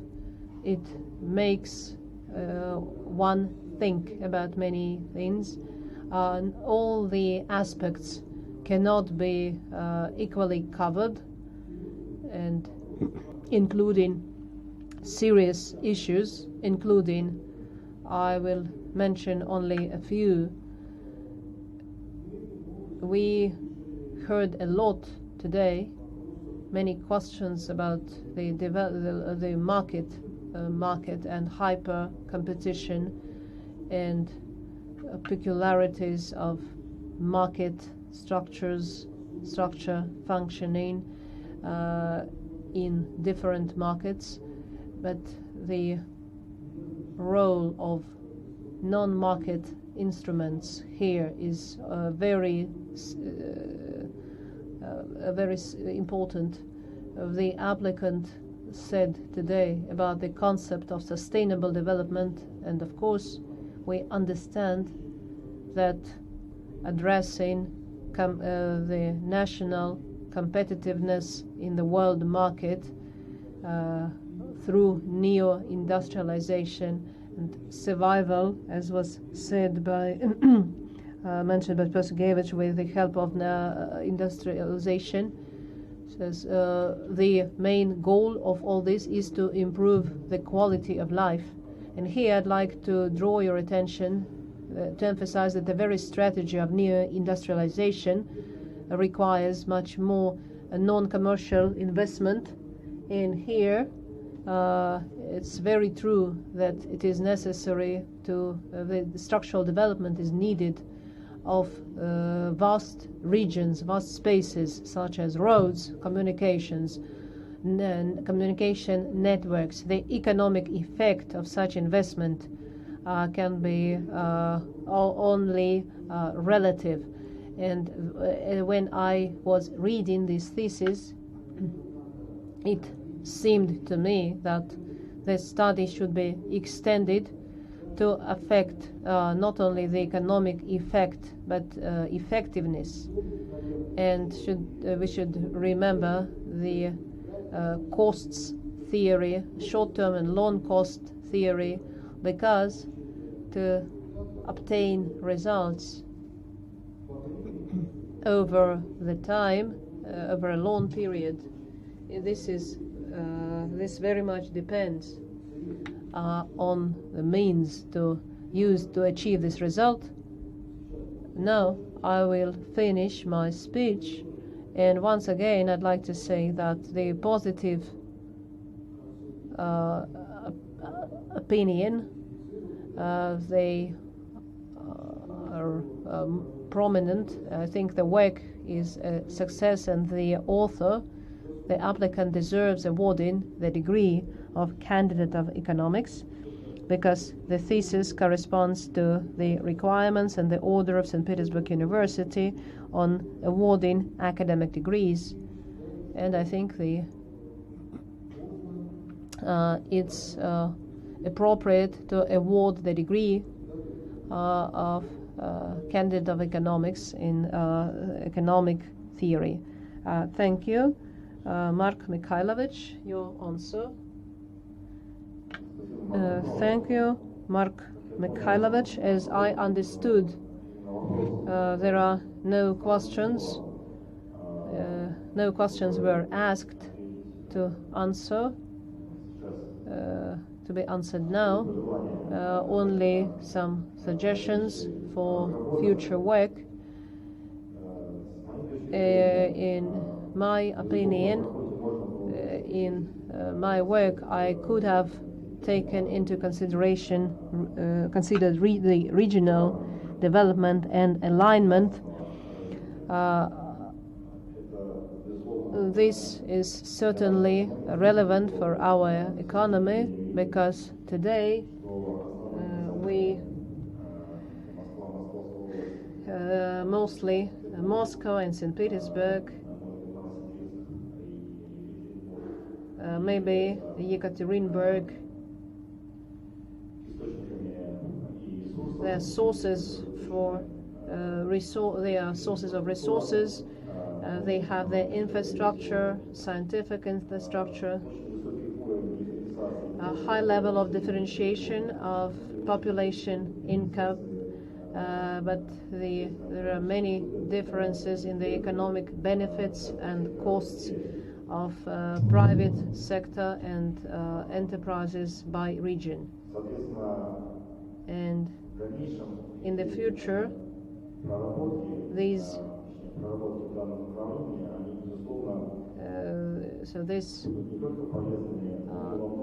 studies will be not only useful, but will enable us to create, to formulate create a set of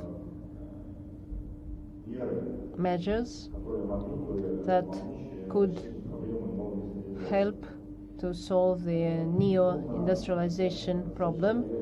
And the work, indeed, the sphere is very broad, so it was impossible to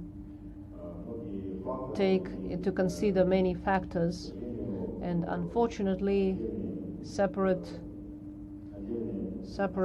aspects require additional study. Thank you for your comments. I will consider them in my future research. Thank you. Alexander Vasilievich, Sergey Alexeyevich, the floor is yours. Thank you. The thesis by Nechaev Alexander Vasilievich is dedicated to the study of a relevant task, has great theoretical and practical significance, and for the state policy of Neoindustrialization of Russia and activization of enterprises in the modern. The thesis has theoretical and practical significance and includes a number of provisions that have scientific novelty and reflect the personal contribution of the author in development of this subject. Now I would like to focus on the critical remarks and points for discussion that require further discussion. First, in the thesis, there's a system of content and the need to combine a number of methodological approaches to the study of complex neo-industrialization processes. This is logical from the point of implementation of goals and tasks of the thesis. At that, we think it would be more appropriate to provide a comparative, logical and historical analysis of these approaches, their strengths and weaknesses in the context of studied problem and set tasks.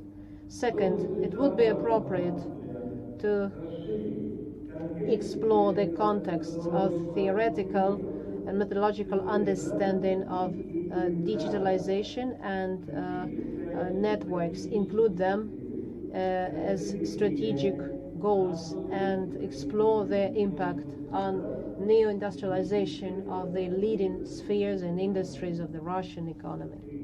3.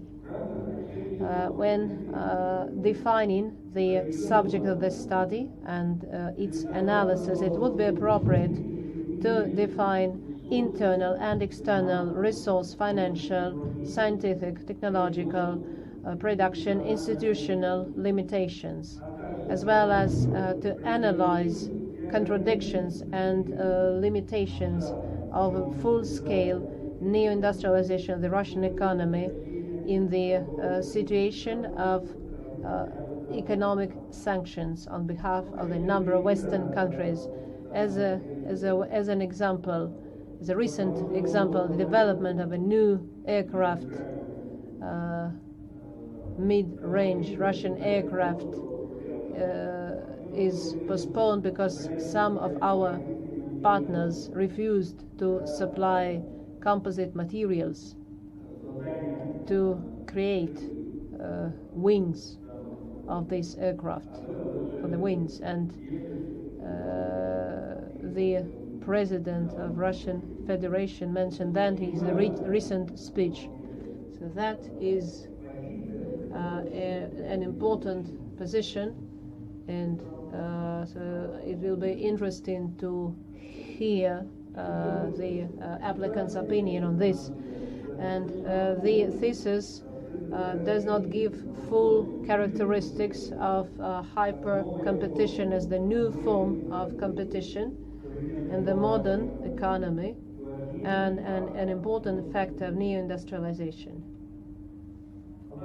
However, these comments do not affect the overall positive assessment of the thesis in question.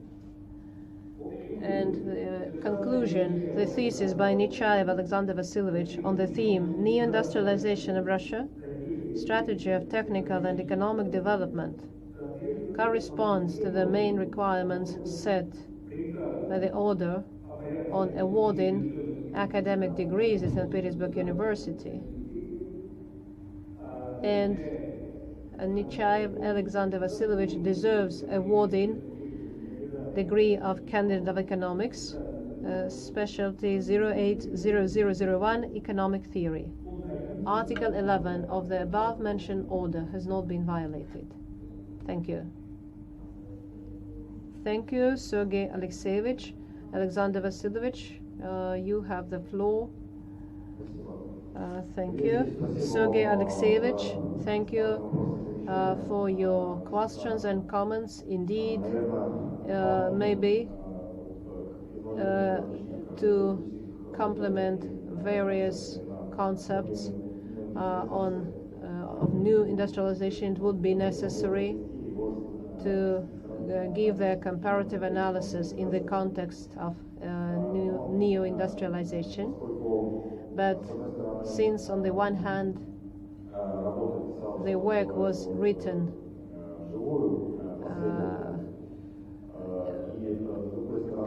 live, and on the other hand, because the main provisions of various concepts and theories are well known to the circle of readers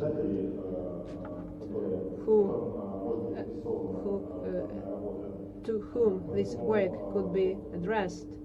So this factor I did not take into consideration. In the future, I will certainly, this should be done in the future, taken into consideration in the future. As for digitalization and networking of the national economy, they certainly play an important role in the practical part of industrialization, of the new industrialization, as they are based on the basic technologies of the sixth technological order, and at the same time they are not as such tools of neo-industrialization. Digital technologies are designed to ensure the development and implementation of other core technologies of the sixth order core.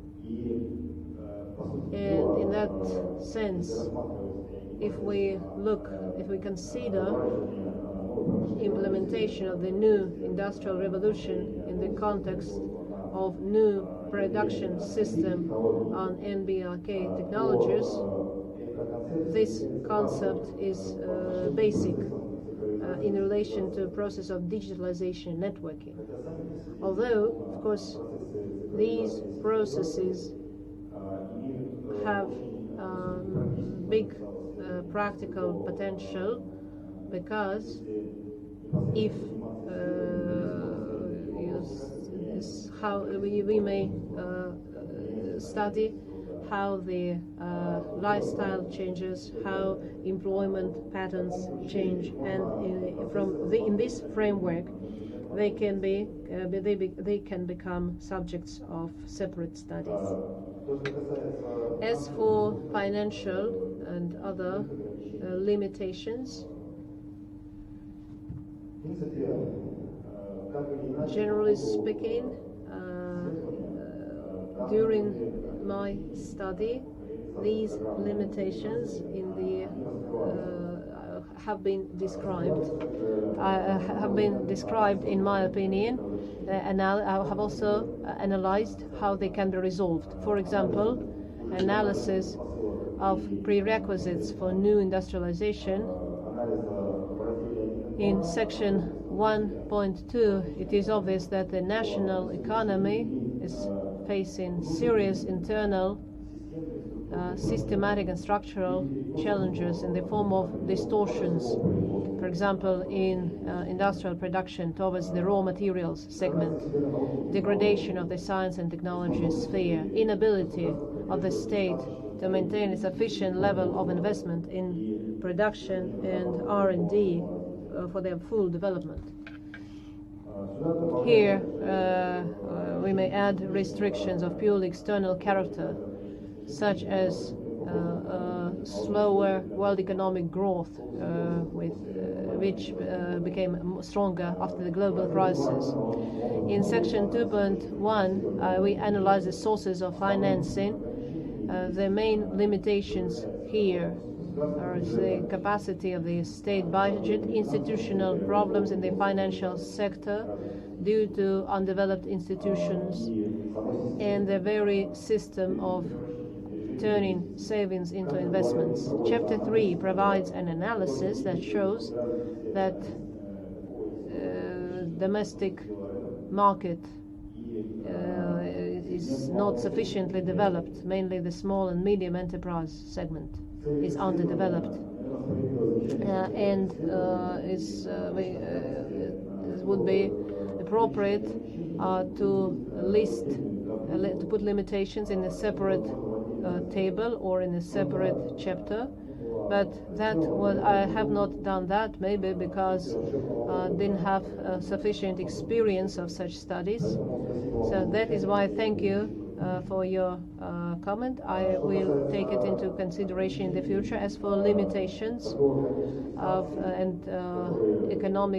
the economic sanctions, which you're quite right, are narrowing the opportunity not only of neoindustrialization but even for implementation of own production projects, including the aircraft industry. So what can I say here? In my opinion, in this situation, the answer to this problem should be found with the help of competitive anti-monopoly policy, in acquiring foreign suppliers, first of all of technology, to borrow and recreate them. Technologies that became inaccessible because of the sanctions, or technologies that we don't have according to the fifth technological order. This policy is pursued by China very actively. China is also facing some limitations today because the developed countries understand that China's borrowing technologies from them, and they are introducing sanctions against China. So cooperation, we should seek cooperation not only in Western markets but also in the Middle East and among the Asian Pacific region, or maybe partly with German enterprises, German companies that are not ready to follow the sanctions policy at the cost of their economic interests. As for hyper competition, I absolutely agree that today such a form of struggle and the ability to survive in the hyper-competitive environment is an advantage not only at the micro but at the national level. But such measures should be considered as methods of the anti-monopoly and competitive policy to help Russian companies to enter foreign markets by acquiring foreign companies and supplying own products in the future, innovative products in the framework of the sixth order. Thank you for your comments. I will try to consider them in the future. And Sergey Alexeyevich, I beg your pardon if maybe I did not hear your questions well in the first part of our discussion, and maybe I tried to answer your questions the way I heard them. Thank you. Thank you. Next, let me read the review by Professor Lemeshenko, Pyotr Sergeyevich, who unfortunately is absent. In his review, Pyotr Sergeyevich mentions relevance, goals and tasks, characterize novelty of provisions set by the author. So let me focus only on critical remarks and recommendations made by Pyotr Sergeyevich. Following points for discussion are mentioned here. First, it seems to us the plan of the thesis is not good. It would be more appropriate to start not with peculiarities, not with theory, but with real practice that led to certain results.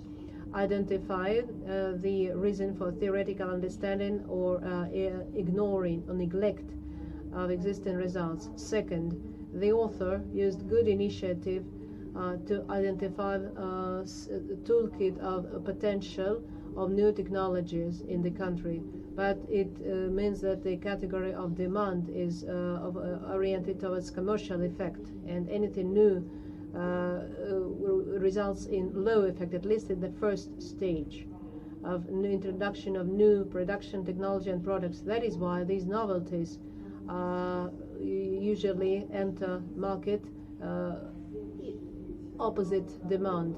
Chapter 2, the author starts with a study of financial institutions and in the policy of new industrialization. Of course, money has great significance, but from the world practice of the state, we can give dozens of examples where wealthy companies and companies are not interested in new technology.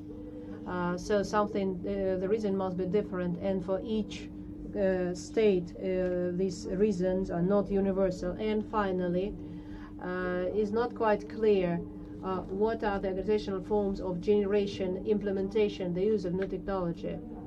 For example, it's not clear how this process is influenced by large, medium, and small enterprises. Which enterprises should be given priority when establishing some privileges? It would be interesting to know, even though we understand that in the candidate's thesis it's impossible to cover everything, how industrialization is influenced by introduction of paid education, reorganization of the academic science, and limitations in the scientific and technical cooperation. At least these parameters also have great significance. But the conclusion, thus, the thesis by Nechaev, Alexander Vasilievich, on the theme Neoindustrialization of Russia, strategy of technical and economic development, fully corresponds to all the requirements and provisions of awarding academic degrees at St. Petersburg University, set by the order number 6821/1 of the 1st of September 2016. Article 11 of the above-mentioned order has not been violated. The author fully deserves awarding the desired degree of candidate of economics, specialty 080001, economic theory, signed by Lemeshenko Pyotr Sergeyevich. Elena Mikhailovna, could you please have some mercy and stick? We've been sitting here for 2.5 hours. And Alexander Vasilievich, could you please make your answer short? As for the structure of the study, here there are two reasons. First, maybe some lack of experience of writing such papers, and secondly, it all depends on the author. Of course, it's possible to select one approach, as was suggested. On the other hand,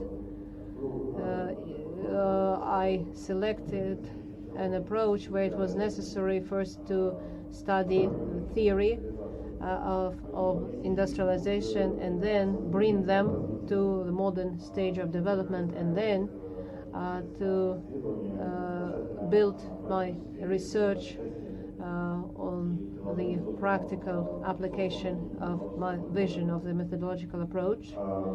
Next, one cannot but agree that, as Piotr Sergeyevich says, that the demand, especially when we talk about new developments, the demand category usually cannot be achieved in practice. And of course, anything new which requires large expenditure, effort, and intellectual costs is rejected. People don't want to change their comfortable lives, but anything unknown, and from that point, innovation and from successful commercialization, so demand will be low. But here we have to choose. If we take the road of the second half of the 19th century, where we were trying to catch up and imported production capital and technology, or we will strengthen measures to stimulate demand from the behalf of the private sector for innovation. And another aspect, today technology, new technologies have penetrated so much in the life of the society, of the people, that if we are at risk, so if we cannot build the production system on the basis of own technologies, we'll become subject to other interests, and our cultural identity will become subject as well, maybe. And then next, speaking of analysis of financial support, these questions I put in a separate section and put them in the beginning of chapter 2, because in my opinion this is one of the important issues in providing means for industrialization. So my task was to study limitation, to study the possibilities, the practical opportunities to address this issue. And as for specific measures of state policy, to which companies should be given privileges. Today it has already been mentioned several times, and I will, in my opinion, it's necessary to stimulate the entire private sector, and financial support measures for standardization,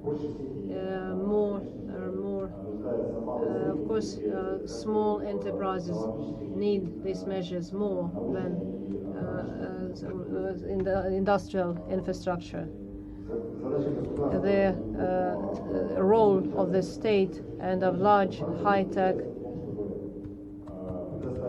is to provide this support and to organize the sphere for efficient cooperation between the private sector and the state. And so we need to abandon the old financial models where the share of the state prevails. And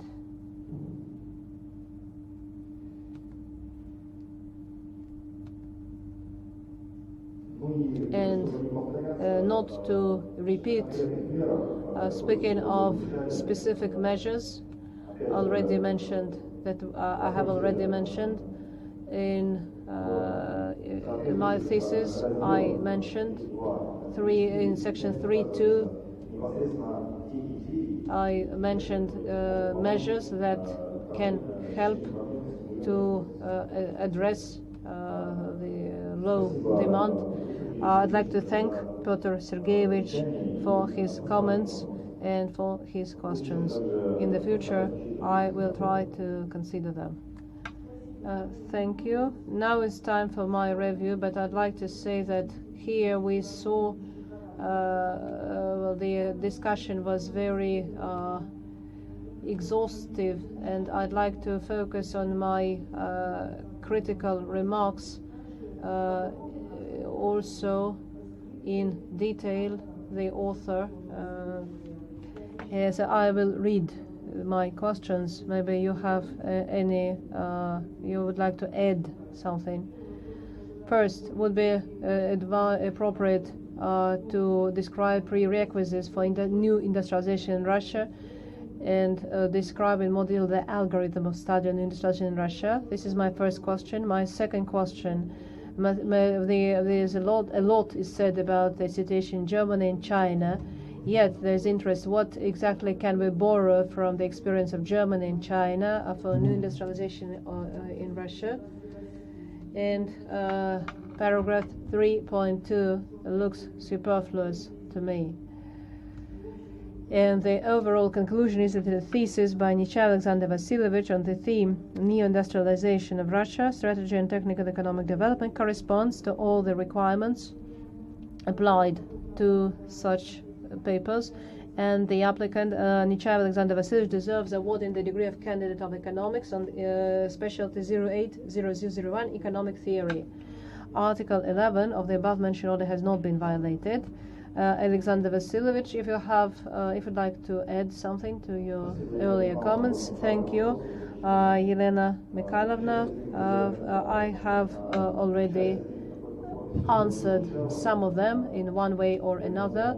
That is why, speaking of prerequisites,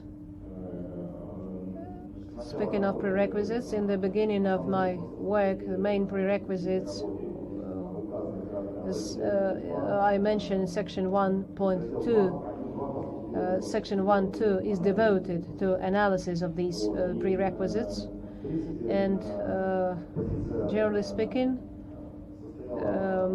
I think that in many works of domestic and authors, these prerequisites have been studied in one way or another, and rather well. So my job was from these prerequisites to proceed to methodology and to analysis of actual problems. Then there was a question about specific measures that can be borrowed from Germany and China. This question has already been asked today, and I hope I have answered this question well, and it is this answer is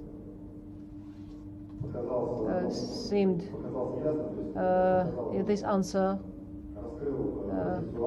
explained my opinion, and in a nutshell, the main successes that can be what we can learn is the practice of efficient PPPs in industry and innovative developments.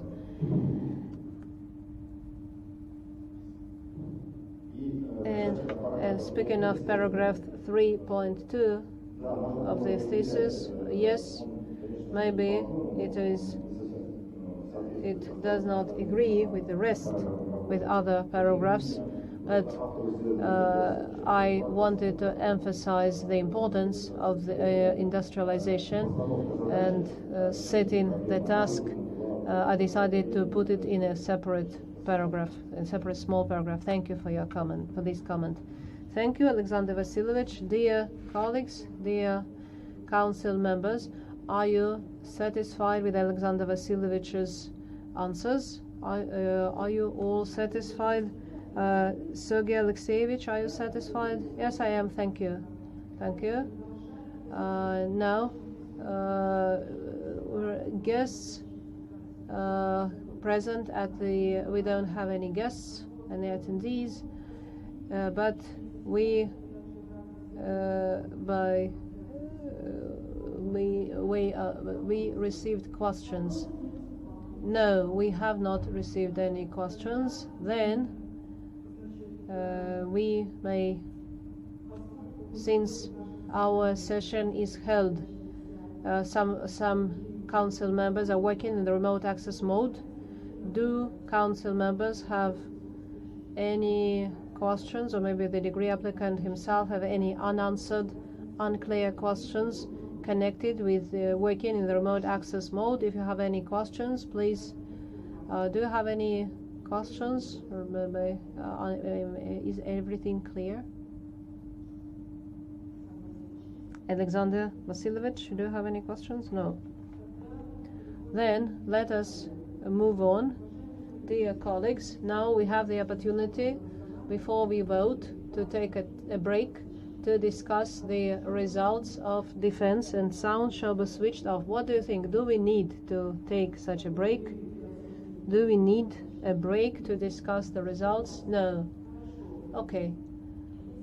If we don't need any discussion, let us proceed and let us vote. At that, I will ask each council member individually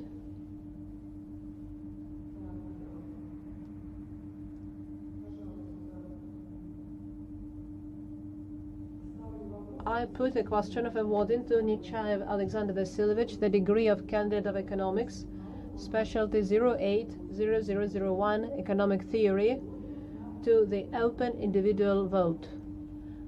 Let me remind you that a decision of the Dissertation Council on awarding academic degree shall be considered positive if more than a half, but at least 3 members of the Council present at the session vote for it, according to Article 23 of the Order. Council member Lakin, Professor Lakin, Alexander Nikolaevich, your opinion? I agree. Yes, I agree. Thank you. Council member Professor Rumyantsov Mikhail Alexeyevich. Yes, I am for. Thank you. Council member Hakin Mark Mikhailovich. I am for voting the degree. Thank you. Council member Professor Dyatlov Sergey Alexeyevich, your opinion? I agree. Thank you. Me, Chairman Krastashevskaya Elena Mikhailovna, my opinion is yes, I agree. Thus, dear colleagues and guests, let me announce that out of 5 council members who took part in the voting, 5 voted for, no one voted against, and no one abstained. A decision to award to Nechaev Alexander Vasilievich degree of Candidate of Economics, Specialty 080001 Economic Theory, has been made.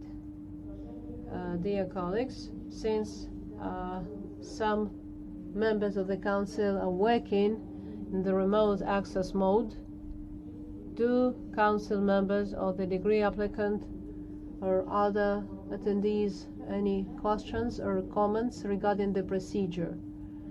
Do you have any questions? No? No, we don't. No. No. Then closing remarks of the applicant. It's time. Alexander Vasilievich, welcome.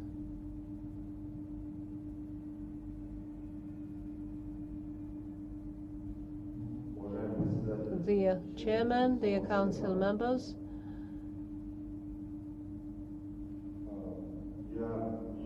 once again I would like to thank you for your questions, since they to a great extent they will help me to form my opinion on various concepts, considering the experience of my senior colleagues, and to learn their opinion on various issues. I beg your pardon for my answers I took so much of your time. This is because I don't have enough experience, so I apologize for that. And also, I would like to thank St. Petersburg University for giving me the opportunity to defend my thesis here, because this is my mother institution. It is very important to me. And also, I would like to remember my academic advisor, Viktor Timofeyevich Ryazanov. Unfortunately, he could not attend my defense for the reason that you all know, and I'd like to say that this defense I want to dedicate to him, because he was not only my academic advisor, he was also a real teacher. And though I wrote my thesis myself, I could always feel great support of Viktor Timofeyevich. And here, of course, you can see his personality on the one hand as a professional, and his willingness to help, and he was a real intellectual, very well-educated man. And so I would like to thank Viktor Timofeyevich Ryazanov for working together, that I will always remember, as well as his works. Thank you once again, dear Chairman and dear Council members. Thank you. Thank you. Now let us congratulate Nechaev Alexander Vasilievich with being awarded the degree of candidate of Economics, Specialty 08000801 Economic Theory. I declare the session closed. I thank everybody for your participation. Please stop the online broadcasting. Thank you.